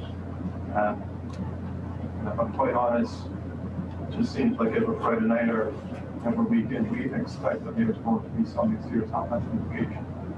So we have serious concerns about security, but I must say, first and foremost, we do get good cooperation from the management there as far as Thank you so much. After an event, historical follow-up investigation with CCTV, so appreciate that. But we do continue to have concerns around certainly overcrowding inside of it. I personally been in there at 2 o'clock in the morning 5 weeks ago, first one I did myself. My inspector here is kind of, so it's one of those locations that we now have on our weekly patrol plan, because if I'm honest, we expect someone to be shot and killed at Bananas every weekend. That's the reality. So much to the point now where I'm saying on a Friday night and Saturday night, we will have a police car, blue lights siren outside of there just to try to stop someone from being stopped and killed. That's the concern we have with Bananas. And I think what we need to do is we need to look at how we can avoid deflecting everything that's happening in the parking lot. We have some concerns about the past weekend, and we will be coming to you whether or not someone was inside with a gun. We responded there just over the weekend with a suggestion that someone inside had a gun inside of the. My main concern there is people carrying in edge weapons, guns, and what are you doing at the door before a person's taking that enter, as far as your security plans and everything to make sure no one is actually coming there. Huge concerns we have. And then your CCTV coverage and the lighting on the outside of the parking lot. And the crowds, the side of the crowd inside of the premises. Good morning. My name is Bielka, and like he said, I'm here for Guanchi. He's the owner of Banana. Right now, I'm managing for him. This is new for me as well. I used to work in Atlantis Submarines before, which is all this is all new for me. Actually, our application that we have, we're planning to change to a bar. That's the variation of the application. I don't know why it doesn't show there. Because of that, because of the fighting and all the crowd that we're getting, what happened is that Bananas, because we are the nightclub in town, everybody from other bars come to us, they're already drunk. Okay, we're trying our best not to have fight. We're trying our best not to have people, inside with drunk, but it's kind of difficult for us. So what we're doing, we're asking the board if it's possible, is to get back to 10 to 2 o'clock in the morning in the meantime. Because, we're trying. I am the one who called the police all the time. I call them and I let them know to please be outside for us at 3:45 because of the people outside. It's not usually the people inside Banana, It's the people outside Bananas. And the police know. Because I call them, please, can you please come to try to take them out so we can get out? It's a problem. It's a problem for us. I know it's a problem for the police, and I'm very thankful for you guys because every time I call, you guys there for me. But we can't do much. Can I ask a question? Just before you go, Mr. Chair. The security. We have 4 security, sir. And the company that you use for security, which company do you use? I don't have the name in my hand, but we also have the metal. Is it a licensed company? Yeah, it is. Or is that you just have some? No. We have a company. What's the name of the company? Elite? No. They were black uniform. Okay. His name is I have the phone number in my phone that I can look at. But it is a private company.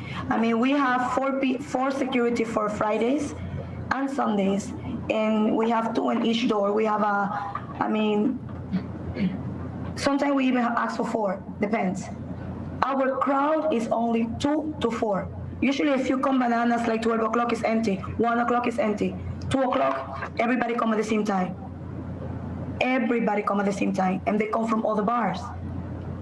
And they come already, some of them drunk. So we have to leave most of the people outside because we can't have everybody drunk inside. Because it's very difficult. So that's why we're asking if it's possible for us to go back to regular hours. In the meantime, that's kind of hard too because we already have the clients, the customers that come to us every night at that time. And we was the only bar closed because all the other bars open outside. We don't have a patio area. So trust me, Banana lose a lot of money. A lot of money. In Guanchi, he's in Santo Domingo. He had the COVID, the whole family. I still can't bring him inside, even though he's fine. He's negative now. And I've been applying to try to bring him back, and I can't. It's a very hard situation for Bananas. And for me too. Mr. Chair, I think how the lawyers know you can close any time during your opening hours, right? Your permitted hours. So if I don't think it'll be a problem for Bananas to take it if the management wants to close at 2. They can close at 2, right? I don't think the board has to really, intervene in that as such. But if you do get a formal application, I guess you can, make a decision on it. But having said that,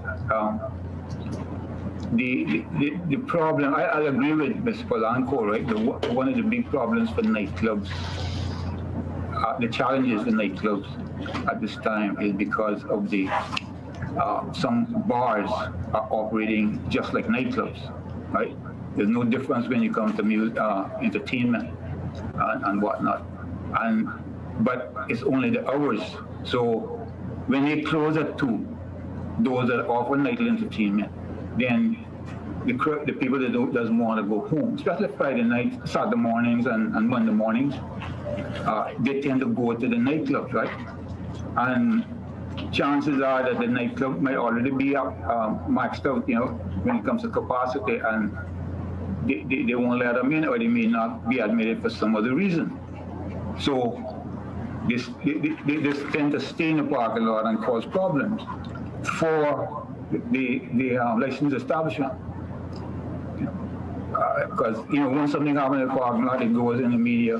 Well, this, took place outside Bananas, at Bananas. Or something. Might necessarily been in Bananas or in the parking lot. It might be on the road. Because I know incidents that have actually happened in the vicinity of Bananas on the road. And then, a few weekends ago, you had the stabbing at Lily's, right? Which was like 2 something, 2 or 3 something in the morning, right? Anyway, it was after the bars had closed. I think it might have been around 3:30 or something like that.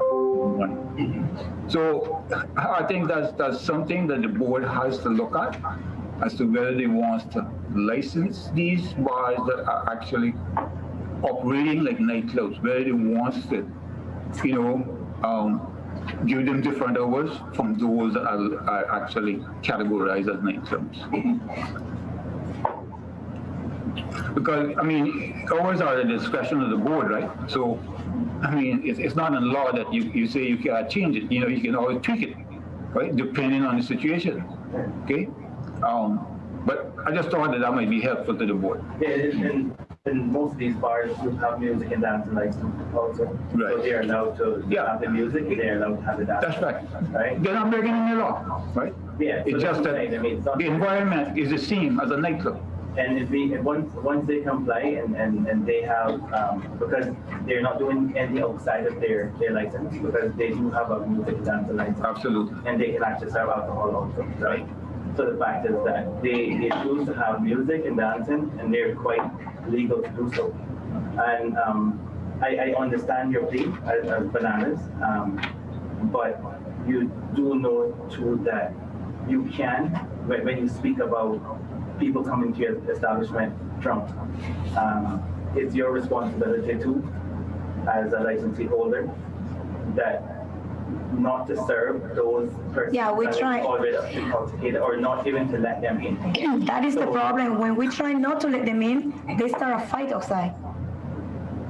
One time I remember that a police officer was outside, and because we don't let him in, the police officer have to take him. Because sometimes when you don't let them in, it's worse. It's kind of, because it's not like other bars that you come, you sit down, and you relax.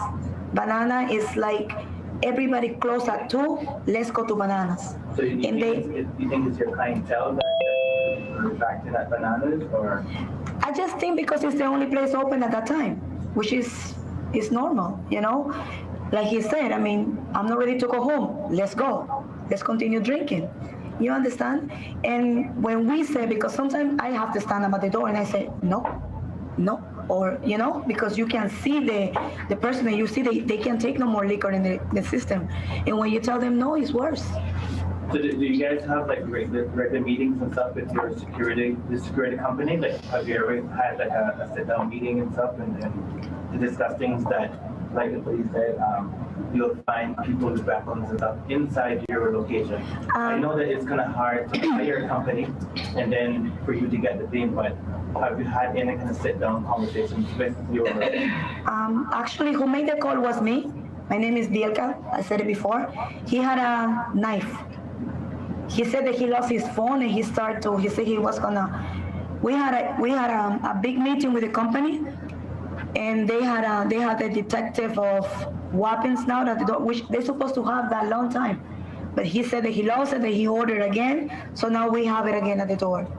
But it's a challenge. Mr. Chair,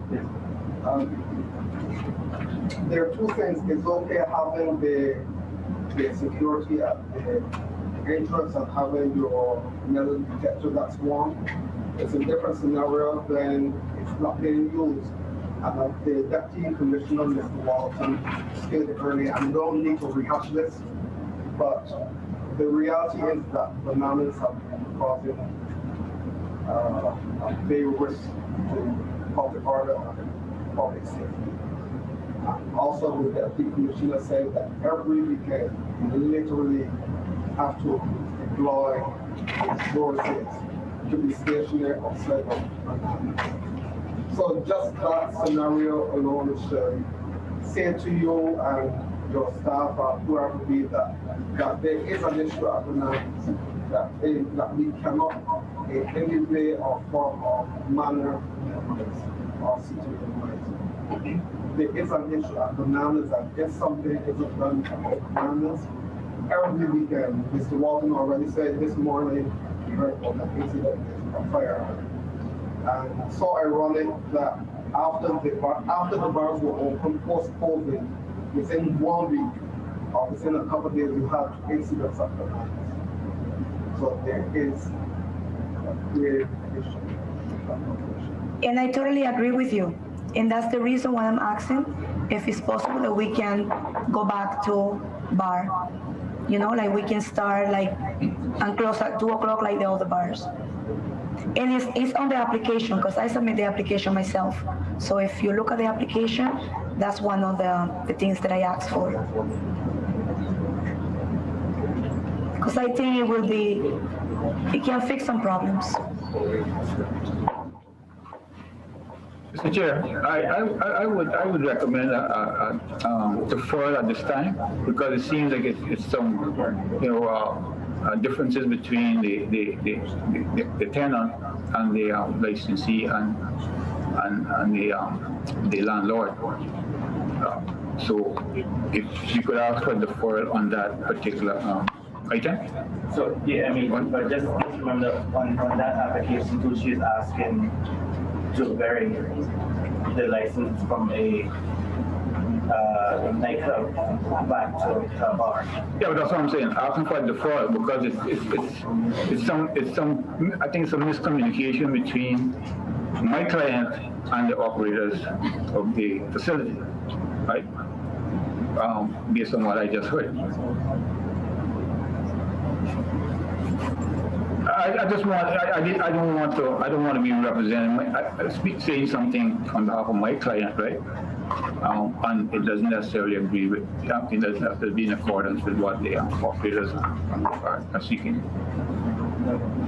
I mean, your client has anything that he wants to add to what you're saying? Well, yeah, but he's only the landlord, right? Robert Rivers, as I said, it was only able to attend. He's a licensee. Okay. Mr. Farid is not involved in the running of the business. He just owns the unit. But if there are any questions for him or he want to say anything, he's available at this time. Mr. Chair, if I can ask a question. Sure. The Dolphin Center is called, right? Yeah, okay. There's separate owners for each unit, and you're one of the owners. No, I am one of the owners. I own 2 units. That's okay. One is a banana restaurant. Yeah. Okay, so there are other owners. Different owners. Different owners. Have any of you actually gotten together as owners to have a discussion about the security issues around the premises itself? Not necessarily the liquor license premises, yes. But the entire plaza. Has there been any discussions around that? We have a small issue there. We don't have like a strata chairman. Because for some reasons, I think this is from beginnings, before I buy those units, when they have this chairman and everything there in the plaza, I think that person, he take the money, something like that. From that time, we don't have a strata. Like to have a seat like in the other strats because I am on another units, I am pay stratas in another places too. And in those places we have everything is running through the meetings and everything. So in that open center, we don't have that. And the reason why I'm asking is that the operators of Bananas are specifically concerned about security for their premises internal. Yeah. But there seems to be a concern about the exterior, the plaza itself, outside, what is happening on the outside. And as owners, are any of you concerned what is happening outside within your parking lot around your premises? that is actually affecting the plaza itself and not necessarily the liquor license premises alone. Yeah, I spoke to the tenor, in this case is Juan Gennaro. I spoke to him, asked him to put another extra lights, the ones we're going to pay for, not the plaza. The plaza has to take care of these things like meetings, how do you say? But now we're trying to put a light, something like to protect that. But I think it's not good enough. And I hear about the police, they are saying is the cause, the problems is in bananas, but could be from people come from outside too. There are people, they are involved in other things. They come and they trying to coming in. I am not there because just I lease the place. So for that I speak these things because I am not going to the party either. And I'm understanding that, but I'm not saying this is your responsibility. No, I understand that. I'm saying that as a group of owners, because bananas have their issues that they have to fix. But as a group of owners of the plaza itself, I think it should be a concern that you all get together and figure out how you're going to secure the plaza itself, whether it's the external areas of the plaza. I understand the question. I don't think it's going to do much because the other owners is not going to have these meetings to provide some more protection in the plaza. What I'm going to do is when Juanchi is coming back, have a meeting with him and see what we could do, like a bananas, not like a dolphin center, because the dolphin center owners, like we are knowing, like in that time to have a seat together and discuss about this issue. So I want to try to do what myself. The strata is not working at all. So when we have, for example, a small example, when you I'm have sure to Mr. Wells understand my point. What I'm getting at. The problem is that the strata is not active. You know, it's not. So that's what it used to be. When the building was built, they had a strata in place, but that seems to have fell away. So that's what everybody does their own little thing, right? Some of the other units have subdivided, okay? Which causes the parking, it causes the problem with the parking and whatnot, because it's more units than. And I don't know how they license, they approve the license to those people who divide the units. I think the law is not permit those things. But anyhow, there's many issues, so it has to be controlled from the government.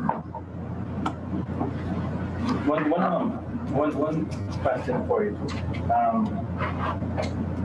Who are responsible for the fees, like the garbage fees and the... That's we have a meeting, I think it's one time a year, because everybody has to put some money to try to cover their fees. So that is only the meeting we have. Maybe not everybody come to that because many people, the different units, they have money from 10 years ago, 15 years ago, they don't pay the fees. So some owners, we keep together and we afford to pay that garbage fee.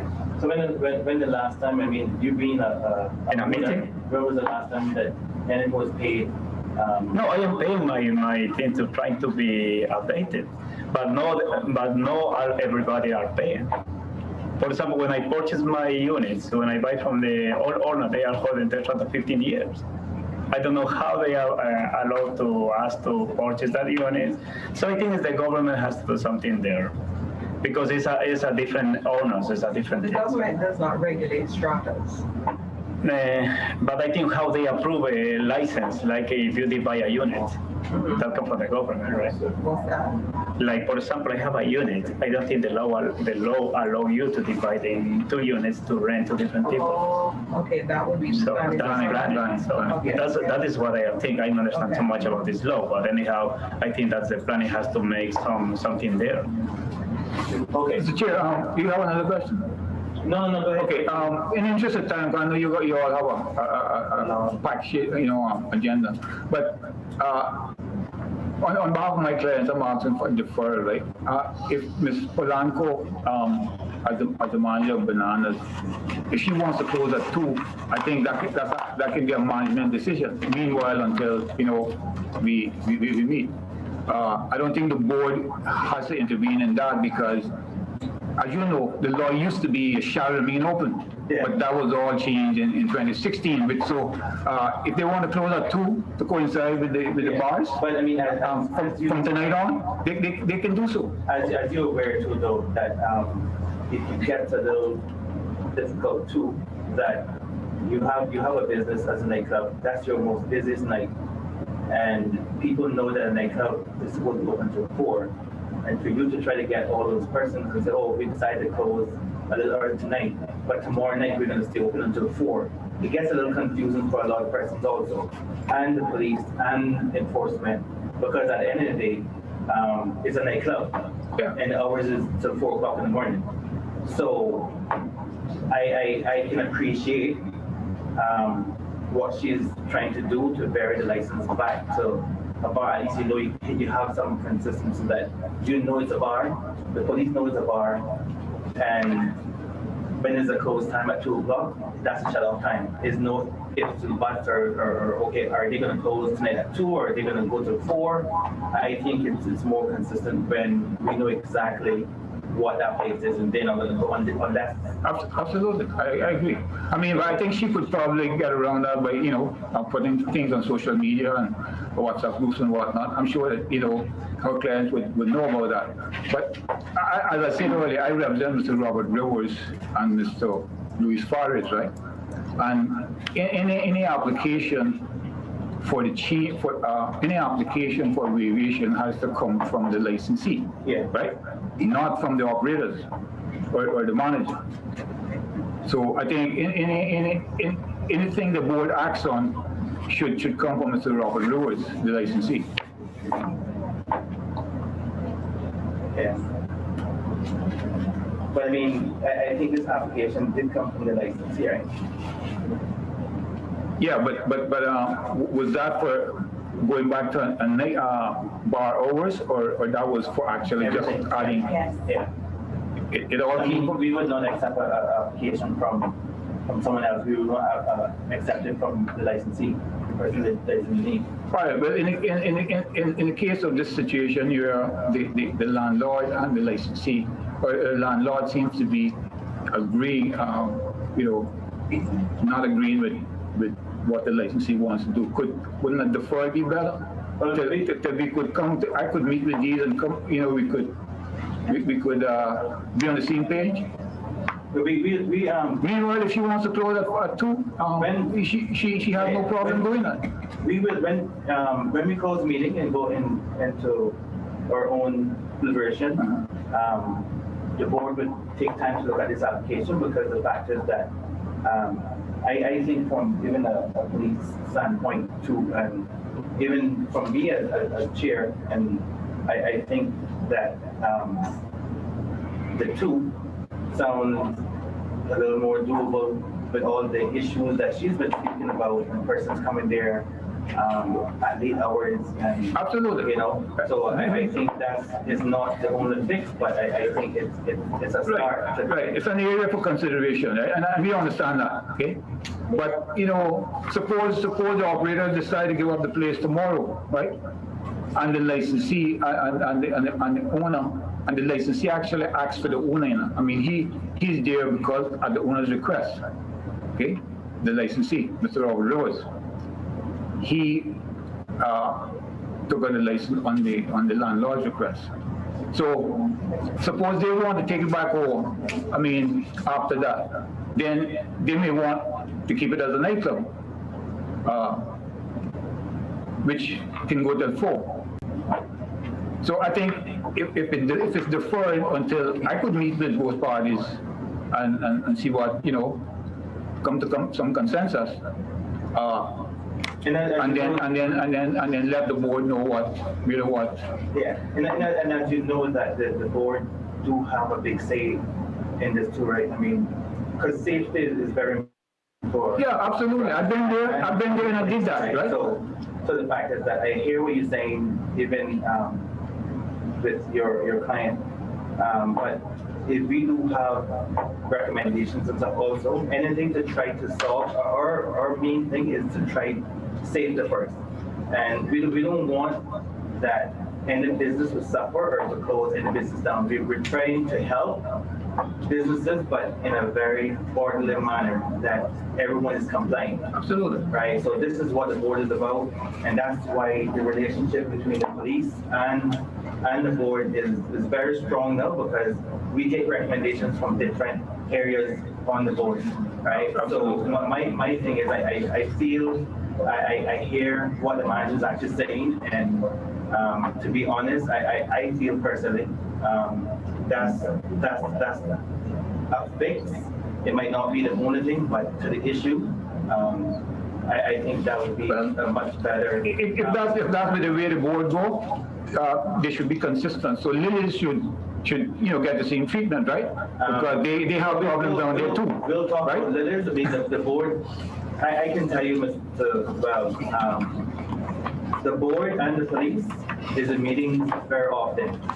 So while people on the outside of us might not see it, we are hands-on, and especially the police. And that's why both of them are here today, because there's concerns, and there's serious concerns. And the fact is that that's why Ms. Braden, her team is involved, the police is involved. We do have meetings regularly, right? So the fact is that we know the problem areas, and we are addressing each one individually, right? So whereas you may not think that Lilies being dealt with, or the other names that you may want to call, we are dealing with everyone accordingly, right? Because Lilies probably might not be Banana's problem. Yeah. Banana's problem might not be the other one's problem. So we are dealing with everyone, and we are going right across the board. I understand. Yeah. But I just want to leave you on this last point, is that the application came from Mr. Robert Brewers, right? Okay, who's the licensee, and I represent him, and I asked for a deferral, right? Okay. So I just want to leave that last point with you. I'm asking for a referral now on behalf of the licensee and the landlord. Mr. Chair, I'm trying to get an understanding of the landlord's interest where Bananas is concerned. Because if the licensee is asking for a variation, how does it affect the landlord? But he represents the landlord. Who represents the landlord? Mr. Robert Rivers. Mr. Robert Rivers is the operator and the licensee for Bananas. No, he doesn't operate Bananas, right? Mr. Robert Rivers is not involved in the operation of Bananas. How is he not going to be involved if he is the licensee? Well, you can run your body in a body. I mean, you can retain the license. What is his interest? Huh? You can't do that anymore. What is his interest? He's the landlord. He's the owner of the units. Yeah. He's rented the units to Mr. Rivers, who's the operator, the licensee. Yeah. So if the licensee has asked for a variation, how does it affect him, and what is his disagreement with that happening? Excuse me, no effect on me. Just trying to, if my tenants they allowed to go with the other license, I am okay. Yeah, so it doesn't affect him if the licensee is either they're going to continue to rent the place or not. Yeah. So my issue is that the licensee is the person who is the overall responsible person for the operations. And that's who I was asked to represent. So, yeah, through Mr. But him disagreeing with that variation, I don't think he has the right to disagree with that application, which you're representing. He's the landlord. He has no say in this as a licensee. Yeah. Well, I was taking instructions from them when I asked for the variation. I discussed that part with the landlord. The licensee is not operating the location? No, he doesn't work there. It's managed by you. Yeah, but But he is. Mr. Rivers signed the application already, So he's and he agreed with it. So it doesn't affect the landlord any. The only way it affects the landlord if they decide they're not going to rent from you anymore, then you lose that money. But it doesn't affect him one way or the other. So Mr. Rivers is out by law. Okay. Okay. Thank you so much, the board, to be mindful. We will look at all the information and the evidence that was given by all three of you, and we will get back to you in a short. Thank you so much, and I take this opportunity to say thank you to the police, that they always there for me. Thank you so much for the response. You always like this when I call, and thank you so much, sir. Thank you. Thank you. Thank you all. Thank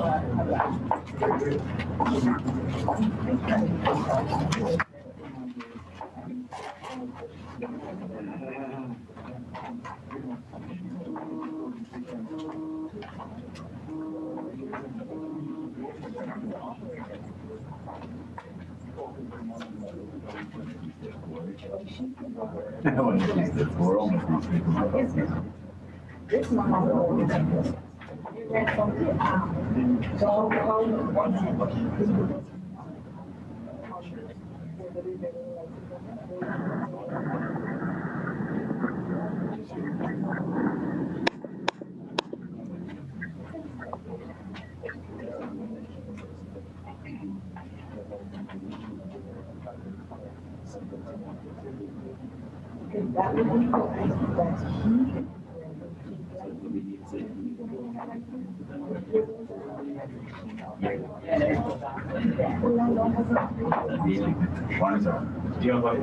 still have enough tolerance to listen to us as well?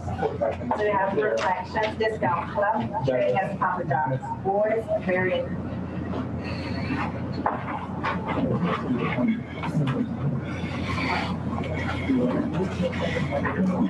Can see you outside.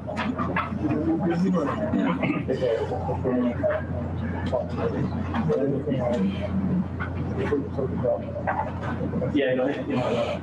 I swear by Almighty God. I swear by Almighty God. That the evidence. That the evidence. I shall give. I shall give. To this liquor licensing session. To this liquor licensing session. Shall be the truth. Shall be the truth. The whole truth. The whole truth. Nothing but the truth. And nothing but the truth. Thank you. If I can speak next, I'm not going to speak to this one. I just like that affirm. I do solemnly. I do solemnly. Sincerely. Sincerely. Affirm. That the evidence. That the evidence. I shall give. I shall give. To this liquor licensing. To this liquor license board. Shall be. Shall be. The truth. The truth. The whole truth. The whole truth. And nothing. Nothing but the truth.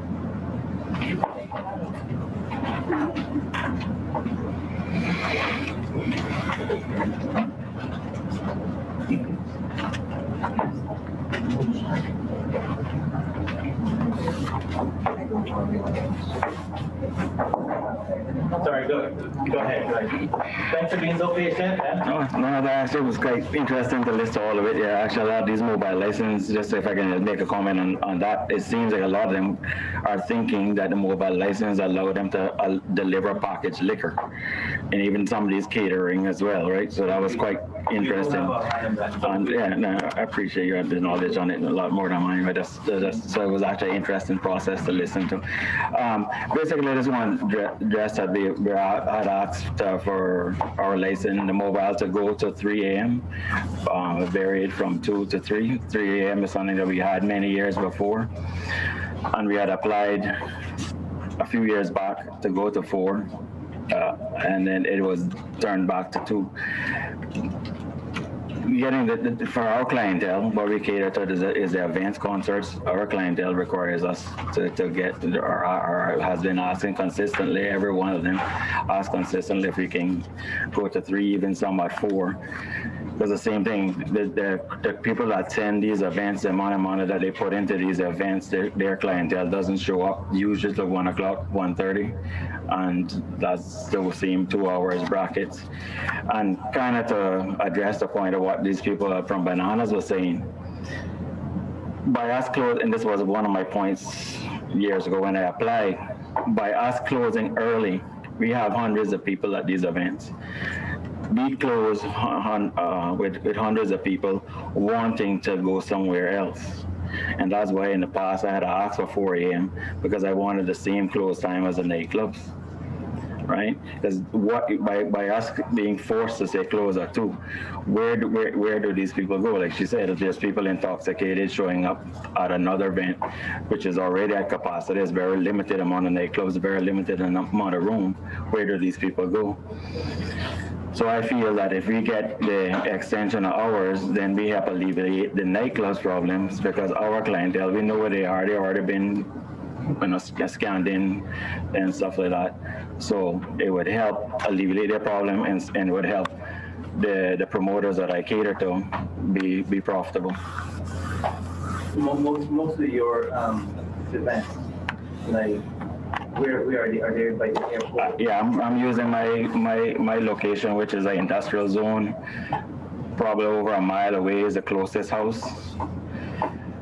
So yeah, I once in a while I would have my license at the Lion Center or Kamanabe or something like that. But primarily, I only do concerts. I don't use my license in the sense of a mobile license where we do, say, corporate events. I'm not doing that too much right now. That's something we might look at in the future. But yeah, so it would be in, you want to say, designated venues, Lion Center, my facility, industrial park, and I can only say what some of the officers have said to me.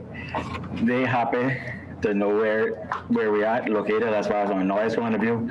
And one usually says this. He says at least he knows where everybody is, and that's why he doesn't mind it going later. You know, because it helps. It helps out. Like they say, if we close, people are going to go show up at Bananas. People are going to show up at Lily's, and they're not going to be able to get in. And that's where the problems these parking lots happen. So I've asked for a 3, but really, because I didn't think you were going to grant me a 4, but really that's what's needed, to be quite honest. So. And I must tell you that since you made this change with having to play a month in advance, you're one of those that is very good at complying. So I have to congratulate you. All right, thank you. You always have right at the time. Yeah. So, and you seem to know exactly what to do, so that's a good thing. Yeah. The only thing that sometimes that we may get a call or issue is the music. I mean, because you can hear it for... Yeah, some systems travel further than others. Yeah, and I know the 2 main systems that travel a little further. So is it where you at that particular location? Is it somewhere where you can probably change the direction? The direction sometimes, because it's always landing down in the apartments and stuff. And Smith? Down this road, like you can actually go there and you can actually hear yeah, most set up the stage, say, will be west. So basically, my property is a rectangle between Price Right and Napa. Most people set up the stage, they set up with the speakers firing towards Price Right, which is basically then firing towards the airport where it is limited. Some set up multiple racks, so they got four basically, one in each corner.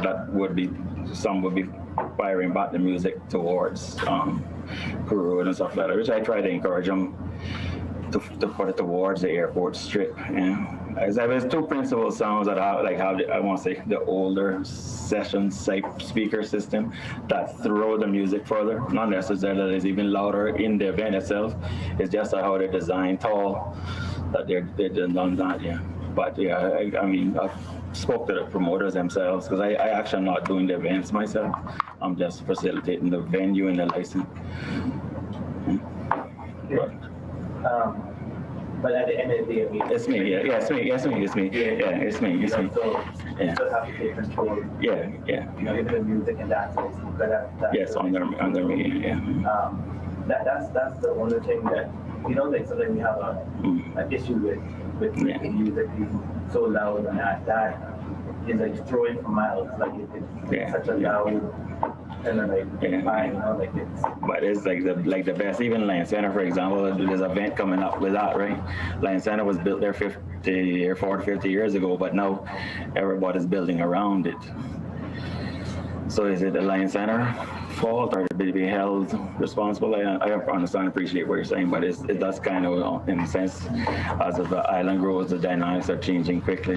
But the good thing, like I said, with my venue, we're in industrial zone, and we have the use of Price Right parking, we have the use of Foster's parking, and I'm always there. And then at the end of the event, even though I tell the promoters to clean up, I make sure I walk around outside the perimeters. I walk through an entire Price Right parking lot, Foster's parking lot, pick up the garbage myself if they miss something. So as far as the venue, it's the best. Like I said, I mean, you do a great job as a mobile licensee holder. You do the right thing. Yeah, I mean, because you have a lot of persons that don't even know that they're supposed to even be there.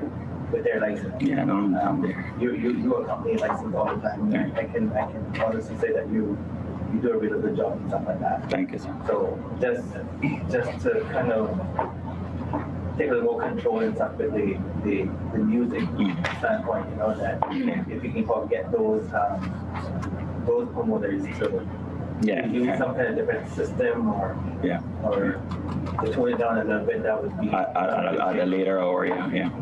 Okay, I appreciate your input. Yeah. Thanks for letting me share it. I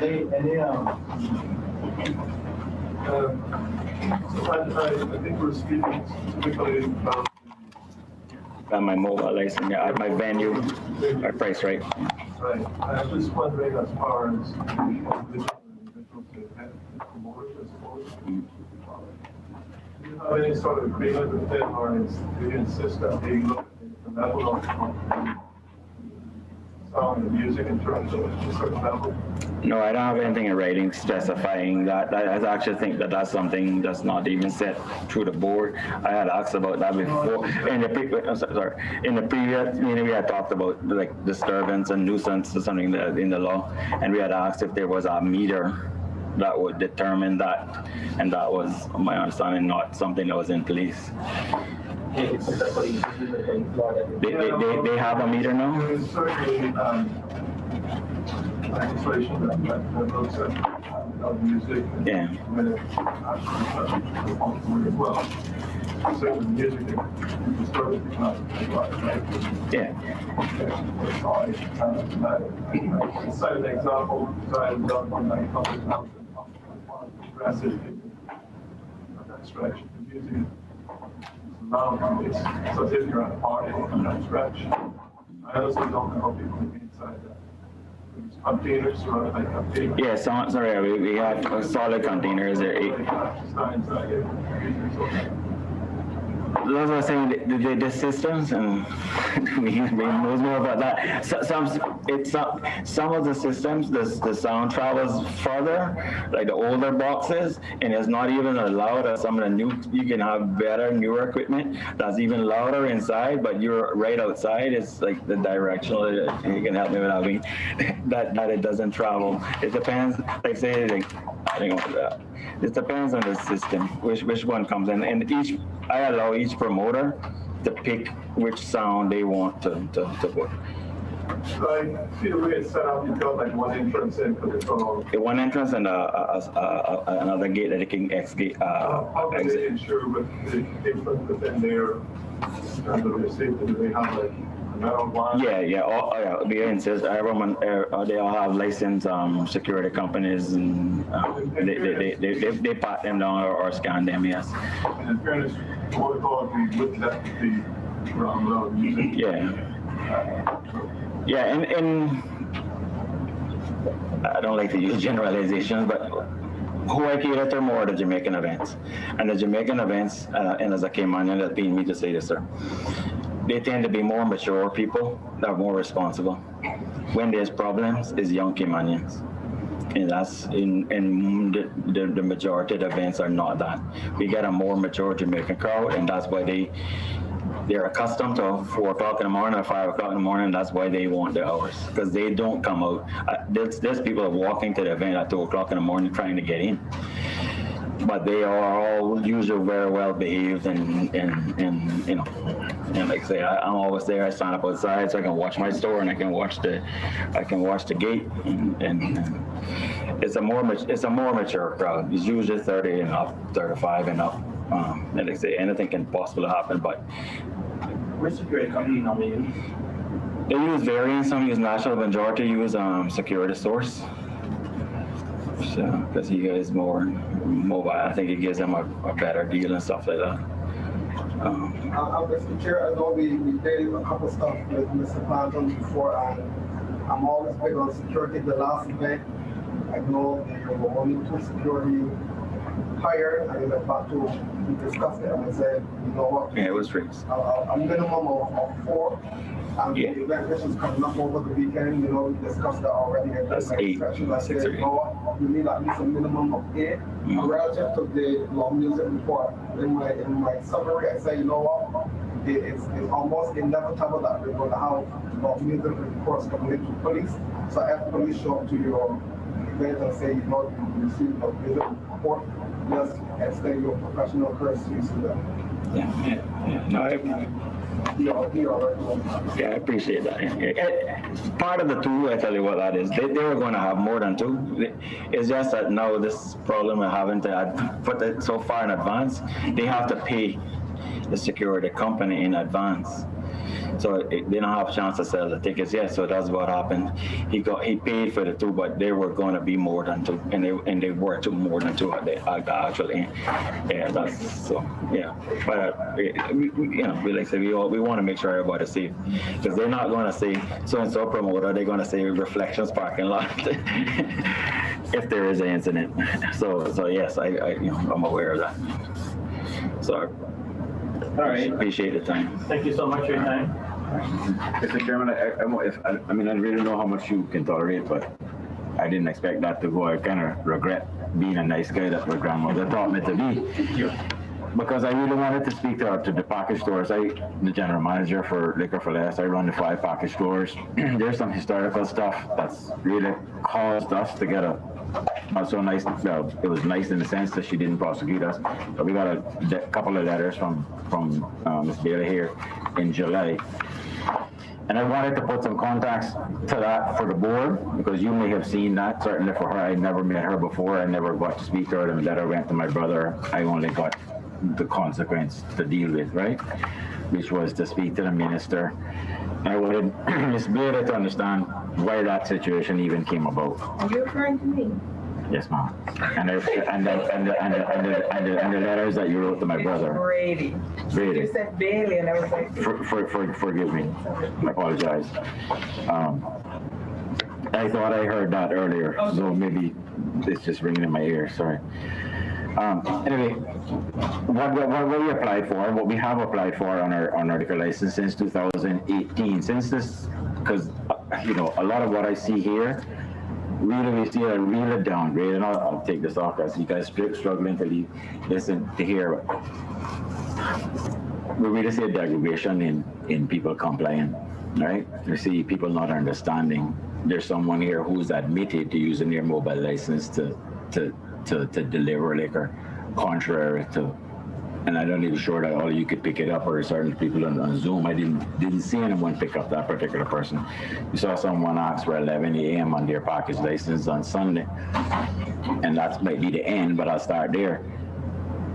The problem where you come into, we want to get this thing equalized and everybody to be on a similar hours, right? What you've done recently, the meeting or two before, is tell everyone that they can go and apply for a restaurant license and go at 11 o'clock on a Sunday morning.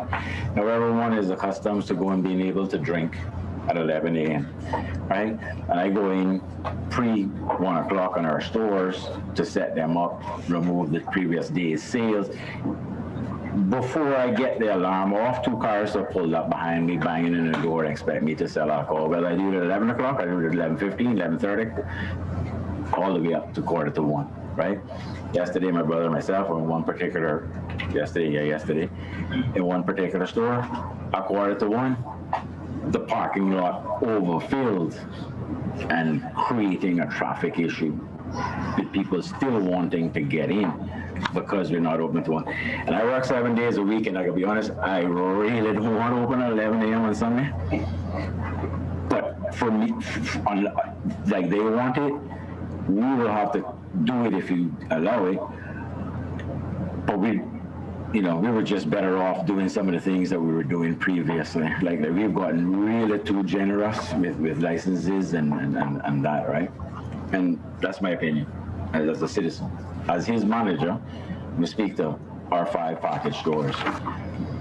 From 2018, previous board chair and some current board members granted the Kimpton Hotel a license, package license from 7 a.m. to 10 p.m., 7 days a week.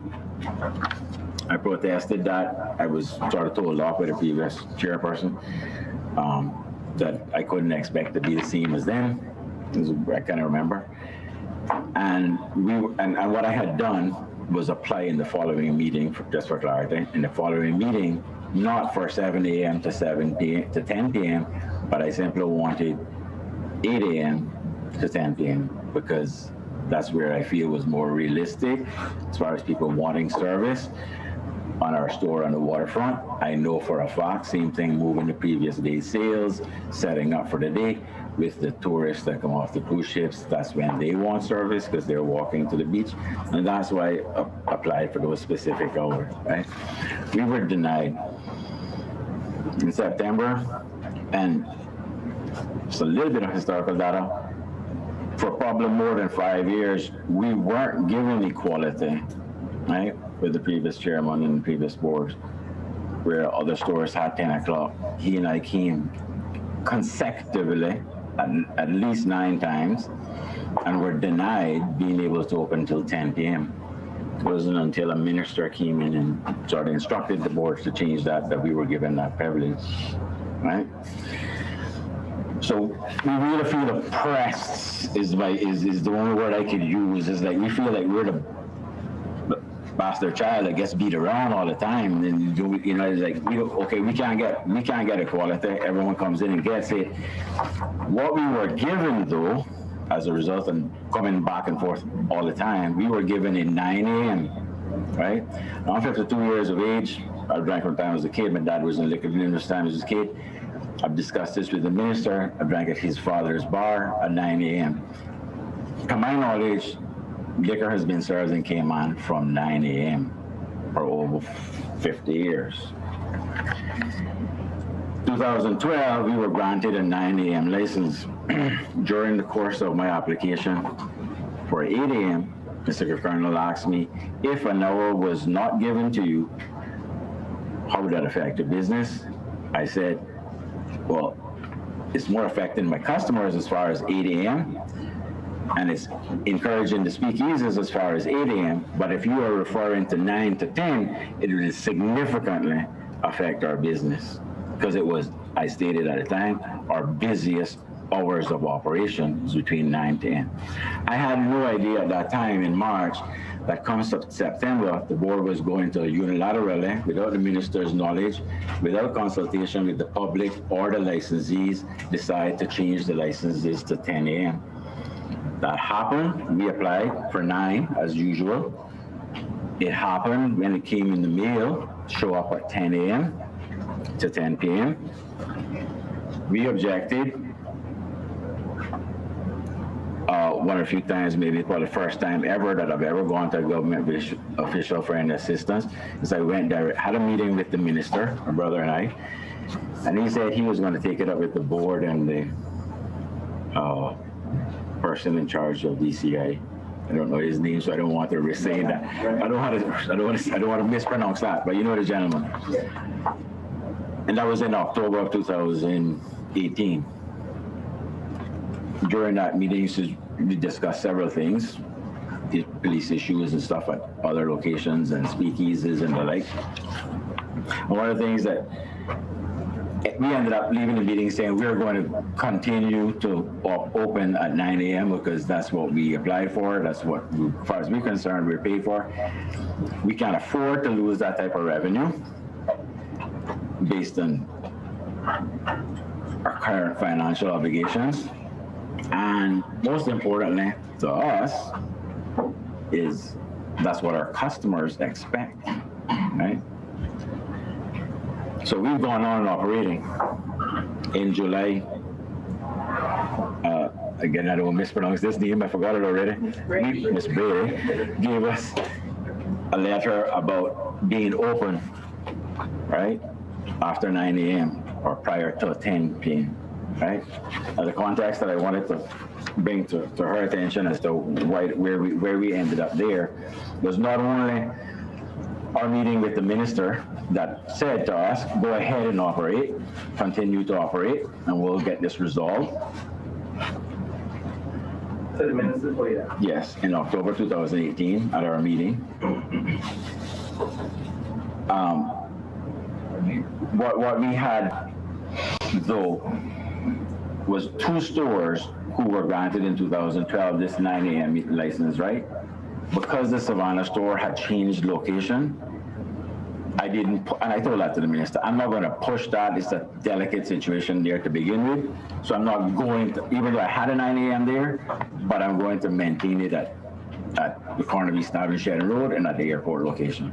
The 2 letters that we received actually referred, one was to Savannah and one was to the waterfront. It had nothing to do with the 2 that we were keeping open, right? But the reason of 5 of our stores were open from 8 a.m., right? And actually continued to be open until from 8 a.m., even after receiving this letter, but under different terms. During COVID-19 lockdown, we were granted essential status, for a better word. During that announcement, I went to the Premier during his press briefing via WhatsApp and asked for hours to be clear so that I could post signs and that I could comply. He came back to me, and it's documented so I can share it with you anytime you like. He came back to me and said 6 a.m. to 6 p.m. I went back to him and I suggested 8 a.m. is a little more reasonable. I'm sure there's people who would buy at 6 a.m. And as a matter of fact, I know of other businesses, grocery stores who have liquor in them who were serving at 6 a.m. I said to him that I'm not going to do it. I said to the Premier that I'm not going to do it, and we started opening from 8 until 6 p.m.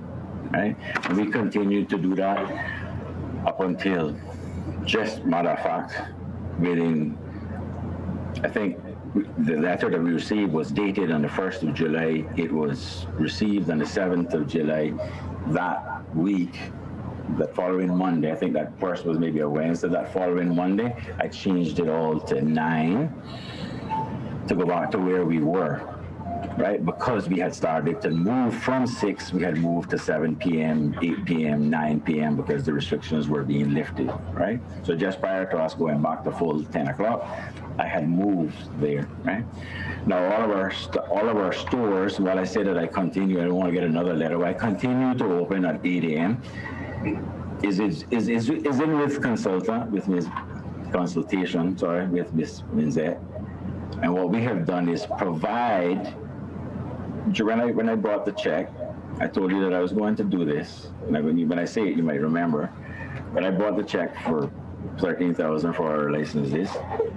I said that I would continue to stay open. I would open at 8 a.m., but I would provide, out of an abundance of caution, so that I don't receive any more letters threatening prosecution, I would only provide curbside service in the essence that I would have a staff stand up outside, and if you turned up and asked for a Pepsi and a pack of cigarettes or a Pepsi and a pack of chips, they would go inside, retrieve that, and bring it back outside, so that any surveillance that was being done by the public or any form of enforcement would see clearly that the person hadn't gone inside and had the potential to put something down their pants, right? That's the reason I made that decision. And you said I could open like the gas stations do, and like these other people who have all these grocery stores now that have liquor intermingled in, which again, just because we have a retail license, right?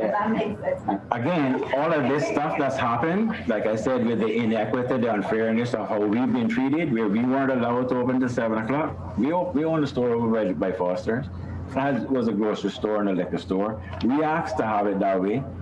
If customers would be easy, it would be easier to have us, it'd be more cost effective as far as staff. That was turned down multiple times by previous boards, but now it's, run of the mill.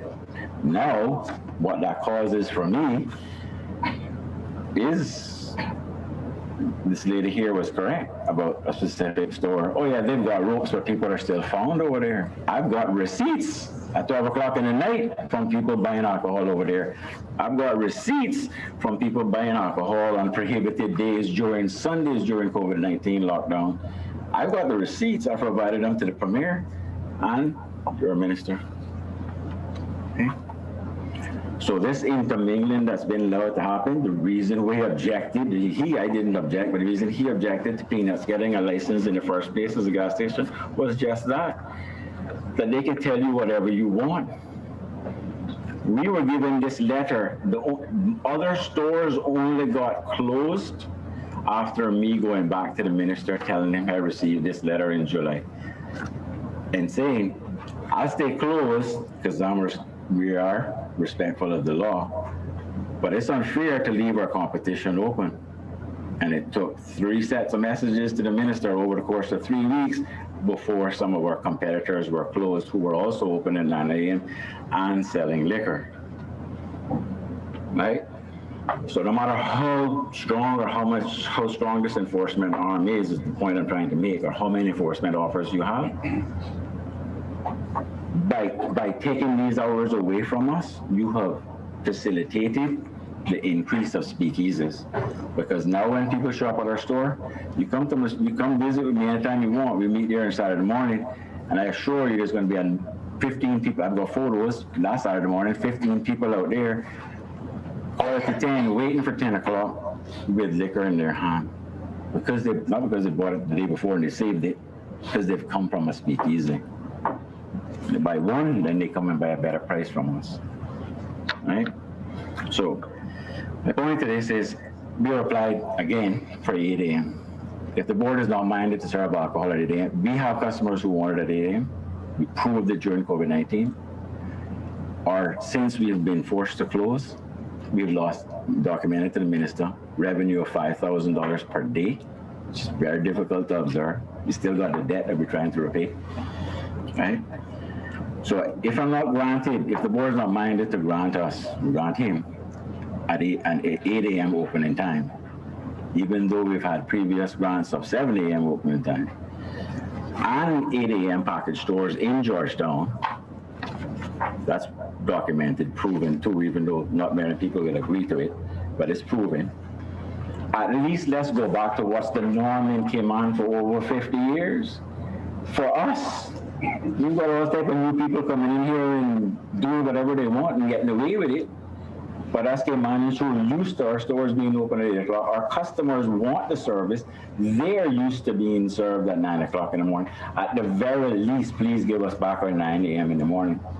Because what you have done is taken, and maybe not intentionally, so don't think that I feel like I lambasting in the board member. But what the consequence of what has happened by taking away those hours, and I don't know if this was the thinking, you took away 6 hours from 9 to 10, Monday to Saturday, and you gave us 6 hours on Sunday. My recommendation to the minister back in October at that meeting when this was being considered was that we only have 5 hours on Sunday, 1 to 6. Covers the church, you know, you can leave work and go to church, and more importantly, we can comply with the labor law. Anybody who forces their staff to work for 6 straight hours is breaking the law. It should only be 5, and then you give them a break. Practically everybody that's open on Sunday is breaking the labor law as a result of somebody didn't take my suggestion. Fine, customers are now used to it. You can leave it at that, and we'll work with how we give staff breaks. We do. We have plenty of staff, so we're able to do it. It's the people who have the single person operators who are breaking the law, not us. But if the board's thinking was to take away those 6 hours and then grant them on the Sunday to say, we'll keep in the package stores open for the similar amount of hours, for the same hours, right? The consequence is that we've had to increase our staff by 35% to be able to cover vacations, days off. I'm the only guy that works 7 days off, but I'm a manager, so I don't get paid for it. But you can't do it to other people by law, right? So you have to have 35%, and that's great for Cayman's work permit revenue and other Caymanians getting employment who want to be in the retail industry. But it doesn't help him pay his bills.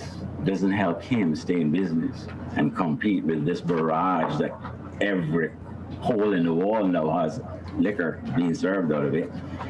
It just made it almost impossible for us to stay in business. What would be helpful to cover the cost of that 35% increase in staff is to give me back that 9 o'clock in the hour morning, which we've had since 2012, preferably 8, but at least 9, because that $5,000 in revenue helps to pay for those 33% in extra staff, right? Because remember, people are drinking before 10 o'clock in the morning, whether you like it or not. And like I said to the minister in 2018 when we discussed this, you changed the bar license, you changed our license, but you didn't change the distributor's license. The distributors are in there because they have so many customers now. They're in their warehouses at 5 o'clock in the morning. They loved it that I was open at 9 because we're practically one of their biggest customers. We buy very large volumes, right? And they could come and send 2 trucks to us and offload 20 pallets of beer at one time because they had something to do. But now that we're closed and say, no, you can't come until 10, they've got staff sitting down, which forces staff to be delivering at 6 o'clock in the evening in the middle of peak hour traffic or outside of their license, because sometimes they don't come to stores till 7 o'clock at night. So if we're open at 9, they have somebody to come to. Our customers get what they want. We have the ability to pay our bills and our staff and our license fees, which not only did we have to pay 35% extra staff, but we also know we also now have to pay a retail license. We also now have to pay a tobacco license. And we also now have to compete with every other hole in the wall. So our expenses are going through the roof, and you're taking away the best hour of the day for us. So I'm humbly submitting to reconsider that position, and if not, grant us the 8 a.m., which we just proved for 4 months was very successful for us, that and would be beneficial to our tourists whenever they come back, because that was one of the reasons what was justified the Sunday license being granted. It wasn't for locals, it was for tourists. Well, it's very well taken up by locals. I'm sure they are grateful. But the fact is that the tourists would, in my opinion, benefit most from an 8 a.m. license, right? And if that's for whatever reason outside the comfort zone of the board, I'm humbly submitting that there's no justification that I can think of, and I'd like to hear it if you really have one. There's no justification that I can think of for taking away hours at 9 o'clock that we had, and we were operating successfully without incident. Never once have we ever had an incident between 9 a.m. and 10 p.m. and 10 a.m. Never once with anybody at any location. I say there's no justification for taking that hour away, which was our most successful hour. Right? I humbly say that that's where I feel. And because if you're taking it away, and we have all these other consequences of cost, and the distributorships, and the speakeasies, which cause problem for these gentlemen who aren't regulated, who don't pay fees, I can't see why we're trying to help them. We're paying the fees. We're paying the 3-4 different license fees that we have to. We're paying the work permit fees. At least give us the opportunity to be able to serve the customers in a professional, safe manner. Said we did so from 2012 up until recently, and the truth is, the Minister's Bar, every Farmer's Bar, Club Inferno, all the bar, Apollo 11, throughout this island, and Kimmerbrook, for over 50 years of my existence, as my father can remember, and I do as well, because I went with him as a little kid. We've been serving alcohol in Cayman since 9 a.m. in the morning without incident. When there was 5,000 people in Cayman, we were serving alcohol at 9 o'clock in the morning. Now that we've grown tenfold in population, I fail to see the justification for taking that hour away. And I don't like to beg, so I won't. I'll humbly, again, ask that you reconsider that position and grant us back that hour. Thank you, sir. Right. Thank you very much for the rest of the board. Sorry. Bye. Just to make it clear, you're not the only one who received those letters. I know, but several of the other locations didn't receive them until after I prodded the minister for 3 weeks, and they continue to open. There were a number that received. So I appreciate the fact that you're out and doing some enforcement and trying to get this regulated. What I'm saying is, with 400 licenses, we need the government would have to raise the cost of licenses, which they probably should, in order to put the proper level of enforcement officers such as yourself to eliminate the pressure off the police, because there is 90% of the retail licenses are breaching the liquor license law. So 90% of them. You can't enforce that by yourself, huh? With all due respect. Thank you very much for your presentation. The board will take all your comments. Like Ms. Breda said, don't take it personal. I appreciate the fact that it was a warning, which was fair. And that's fair.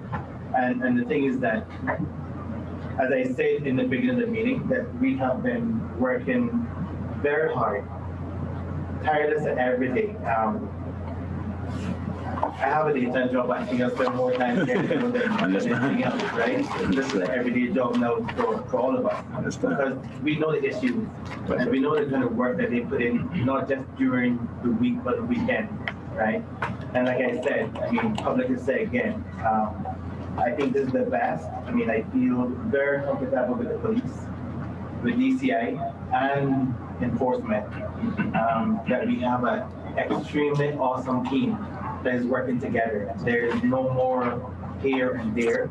We're going one direction now. So that's why the meetings every day, any kind of information that we get, we are going to find out about it. And if we have to issue more than that, we will do, because at the end of the day, what goes to one goes for all. Needs to. And I think it's the first time too that this board has met with every licensee. Whether you have a package, a mobile, a retail, we took time as a board to meet with everyone to go through the rules and regulations and the times. And if we had questions, we did that. We didn't have to, but we felt it was necessary that we will do something like that to make sure that everyone was educated with their license, right? So I hear you plea, and as you can understand too, as your presentation comes to the board, we have the opposite with the persons out there that bombard the board too for trying to help the license establishment also, right? So we have to come to one common ground that we make sure that we're doing the right thing throughout the Cayman Islands and respecting every citizen on this island also. So the board will take time to look at your application. Yes, sir. We have, I hear you bring up the minister's name that you've met with him. And he informed me that he was meeting with you and the gentleman in charge of DCI to discuss it as well. But we have met as chairman and with DCI and even with the association, because we do have our meetings and we want to get input from say tourism standpoints also. So we do meet with those persons also to get some guidelines and to make sure that we are treating everyone fairly. Yeah, right? Mr. Chairman, just to be clear from my standpoint, my discussions with the minister I didn't intend that to in any way try to circumvent the board or disrespect the board. It's because and the reason I took so much time to discuss this with the board is to discuss the historical perspective of this license being over 50 years at 9 o'clock and how we were so, in our opinion, unfairly treated over the last 15 years. But I just wanted to speak to your point about your efforts. Yeah. I would like to make a suggestion that you set up a WhatsApp chat, a WhatsApp group, a WhatsApp position that we could do anonymous, right? Because the problem is 15 of our can't take care of all the 15 of the persons in this latest position can't take care of all the violations that are going on. So if you want it, while you board members may see some and pass the information on to her, or there may be some members of the public, if you really, and we as licensees, or he's a licensee, or we in the industry, we don't want to be up in each other's face, right? But the fact of the matter is, that's where you're going to get most of the information. We all know who's breaking the law. Like I said, I have the receipts. I agree with you. But I don't want to bring them to her, and then have them leak out that they came from me. So if you have a WhatsApp place, I'll just send it to you from a blank WhatsApp phone. And you have the information, how you deal with it is how you deal with it. And just to let you know, that one person is graded. She do have an awesome team. It's not her alone. Oh, great. She do have a very capable and good team that she manages, and they do a very, very good job. One is actually standing right here now. He's well informed, and they have other persons that work for her also that is out there in the community that is actually doing a very good job, right? And along with the police. So excellent to hear. I just wanted to kind of straighten up even with the minister. I mean, in times, yeah, the board do set the times and not the minister. So I don't want persons out there feeling that, okay, this is one of our actions with the minister. Yeah, no, it wasn't for that person at all. I understand the law gives the board this. He doesn't set the I only discuss, I mean, the previous minister gave the policy to the board that allowed us to be moved from 7 o'clock to 10 o'clock though, right? The previous minister before that put the policy in place where gas stations couldn't get package licenses, right? So government does have the policy, at the policy level, ministers have something. And what I was appealing to is that what is the policy? Because in the period of time since 2004 that we've had a license, every board has treated us differently. One tells us we can't get a license because the other ones that have the license, you can't have the same 10 o'clock license to them because they were grandfathered in. The next board we come and we say, well, we want to keep our 9 o'clock license because we're grandfathered. That board said to us, grandfathering don't exist. That's why we go to the minister, not because we trying to override you. So we did start. I just wanted to add, just so that you understand what happened, when it happened, why it happened.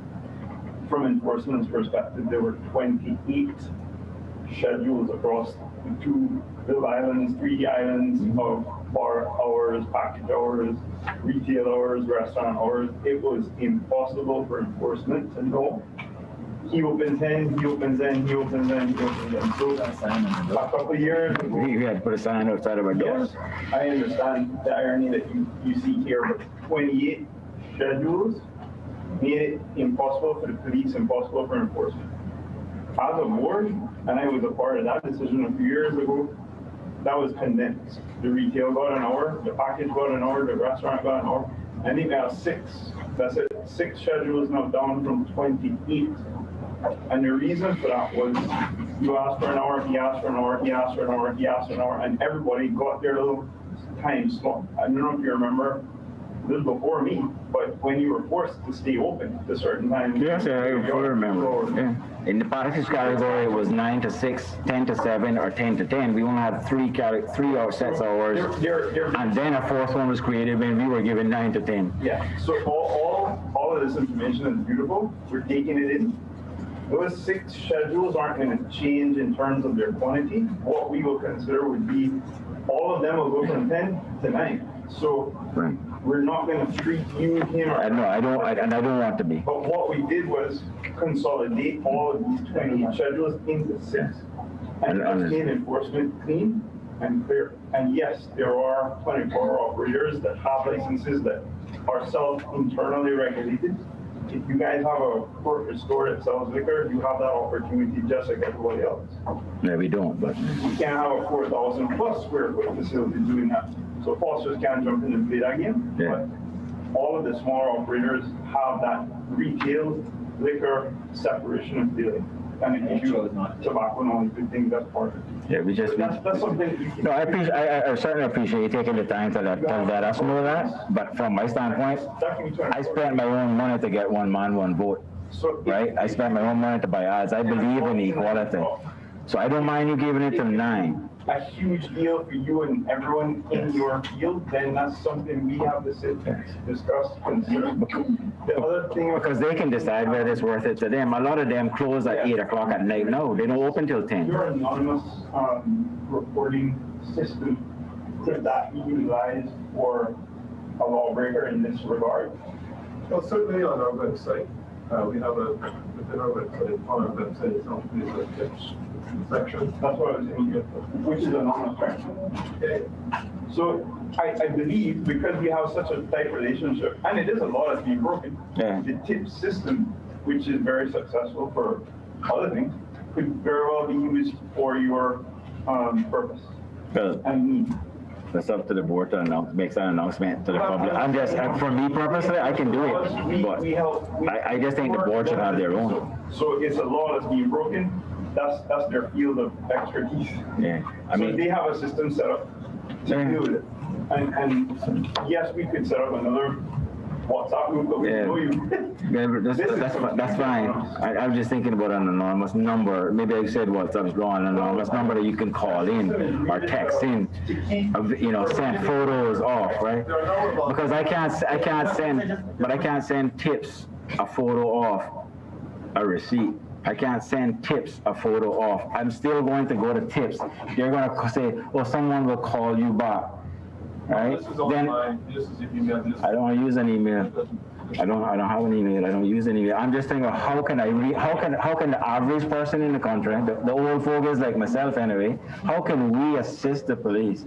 And what I can do is take a photo of someone walking out of a liquor license bar with a drink that they're not supposed to do, and I can send that photo to a number if it was provided, and then you could decide whether or not you want to enforce that part of the law. Right? And any member of the public could do it, not just me. I'm not saying that I'm going to suddenly become the police. I work 7 days a week, 90 hours already. I got plenty to do. How is it on Samana? We're doing very well. In the community, the community there, I think, are very happy that we're there from what they say. I think overall, while there still has been some concerns from the church to us, we have tried to do everything we can. I know the chairman saw me go there and try to direct traffic in the middle of COVID-19 to try to keep traffic flowing. We do whatever we can to keep peace there. I must say that, I mean, I did got some licks. I imagine so. But we felt like we did the right thing. I mean, but we did have some concern, and we did get some videos and some stuff sent to us as persons entering the churchyard, opening the churchyard, parking in the churchyard, jumping the fence, going over, coming back in, and then some people were actually on the church steps where they were abused verbally, and they went out and stuff, right? So these are kind of videos that certainly, and which was really sad that to see that happening, where they would just jump the fence and go over, come back into the churchyard and leave. Hand on heart on my grandmother's grave, I've never seen any such incident, never once, and I go there 7 times a day, and I pop between going and passing there. Now what I have seen is trash being placed in their property, alcoholic beverage, right? And I can tell you, without a doubt, when I saw it, I took photos of it, because it's stuff that we don't even sell. So somebody basically was trying to stoke the fire, to give you information that our customers are throwing liquor over there. It's products that we don't sell at any of our 5 stores.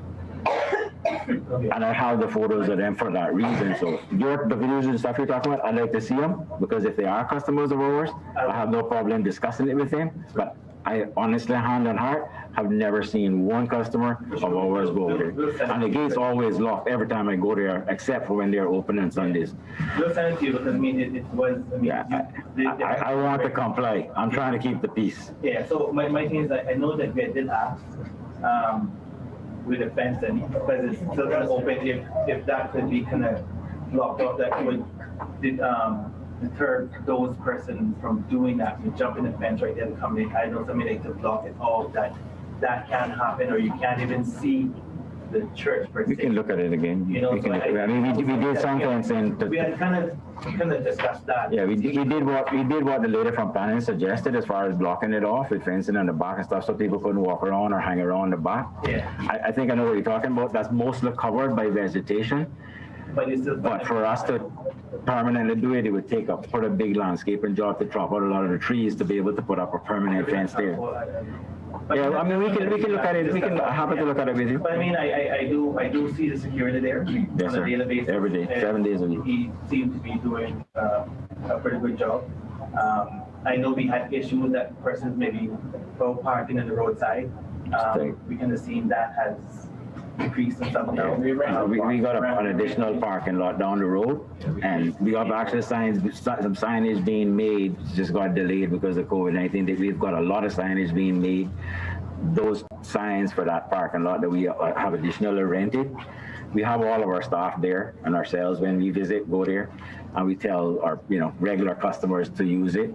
But we're going to put up signs so the entire public would know as well. How would the security guards with persons kind of hanging around? I have had pretty much zero problem with that. There's been actually the owner's personal handyman is the only person I've ever had to confront because he's used to doing it for 30 years, sitting there and having a drink. And they say, no, you no longer can do it.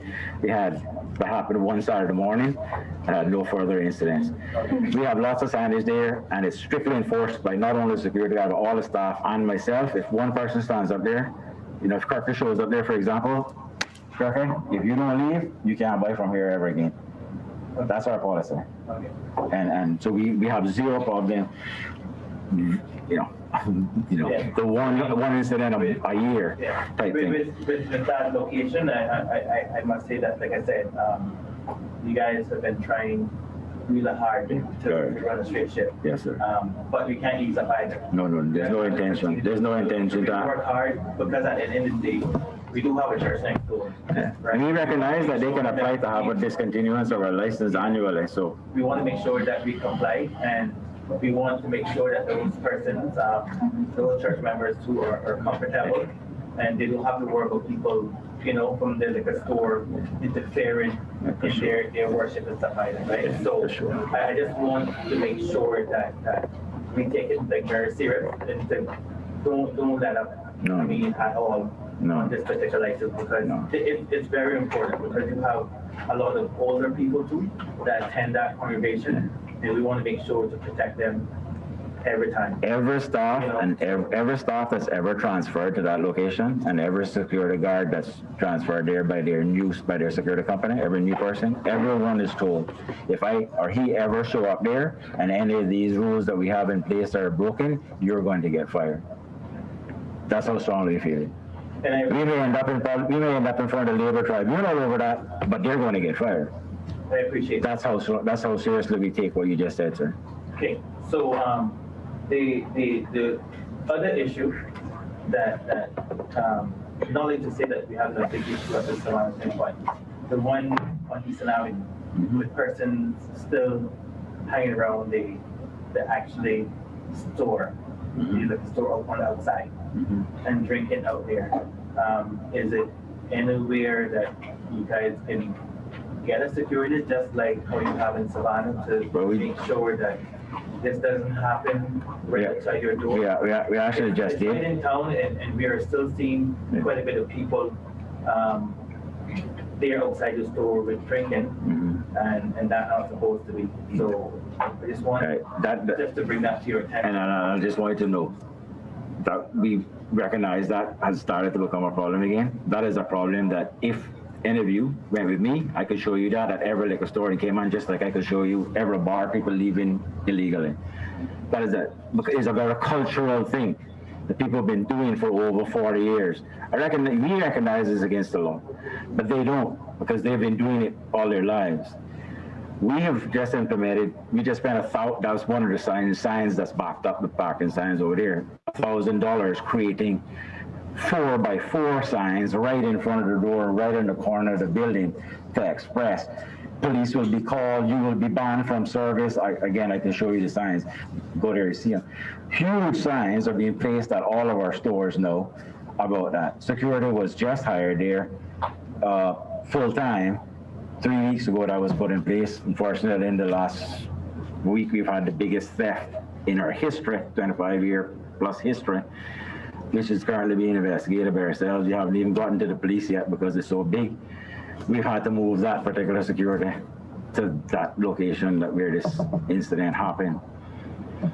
So we are working with the security company as far as his resources to get us back somebody there, at least for Friday and Saturday, which is the most challenging days. During the week, our staff can generally handle one person and say, please just move along. But when you get 200 to send on a Friday afternoon after work with a paycheck in their hand, it's more than a staff member can handle. And we're going to put the security out there for that reason. No, I mean, obviously, it touched the issue, the concern around that Eastern Avenue location. Quite certainly for us, most recent incident there. Probably gonna have 3 murders in the last. Yes, sir. Well, that whole location there, there's so many stores, right? We were on the store on Eastern Avenue, and now there's 7 package stores on Eastern Avenue, right? Like I said, there's been a proliferation in the last few years that's just mind-boggling to me as to even, how people even think to put up money to do this, much less be granted some of them, right? But with all the bars and all of that, again, we leave that place spotless because I really respect Sundays. My mother was out of a fountain at the Amsterdam World Church, and she took me there before I was 1 year of age. I leave that place spotless. Doesn't matter that I've worked from 7 a.m. to 11 p.m. Monday to Saturday. On Saturday night, I could be in pain, crying. I go pick up anything in that parking lot on a Saturday night. So there's nothing there on a Sunday morning. But because of the bars and people moving around, people are consuming stuff from other locations and coming. We don't have an open container law in Cayman, remember that, folks. So people can buy and go and do anything they want, right? And people are coming from other liquor stores, or matter of fact, in breaking the law, taking it from bars and coming and standing in our location too. And that's when we have a big challenge. But I too must thank the police officers, the community officers have been checking in on a regular basis. And that has helped over the last probably 3 months. They've been coming regularly, and that has helped. As far as them being willing to comply with our staff talking to them. All right. So we'll keep trying. Thank you so much. Really appreciate you coming and explaining. We don't normally give this time, but we felt it was necessary. Even though you kind of say with the board, no kind of fear you guys, but we get the opposite.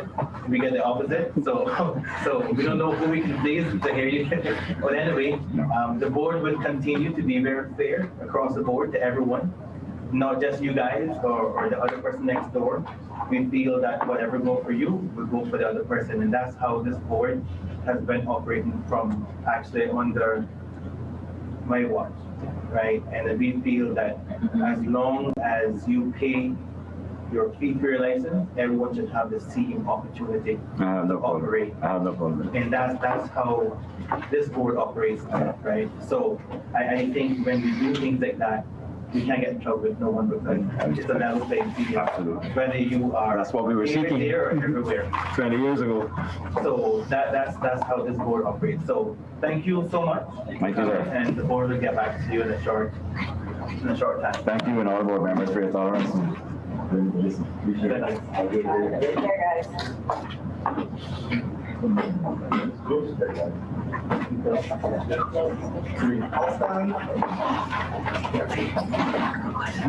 This is a licensing annual session is not closed. Thank you very much.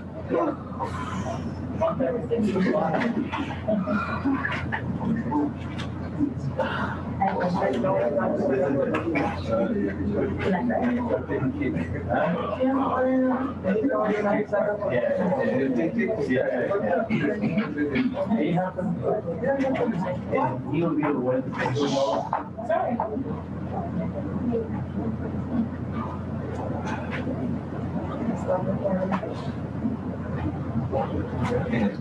to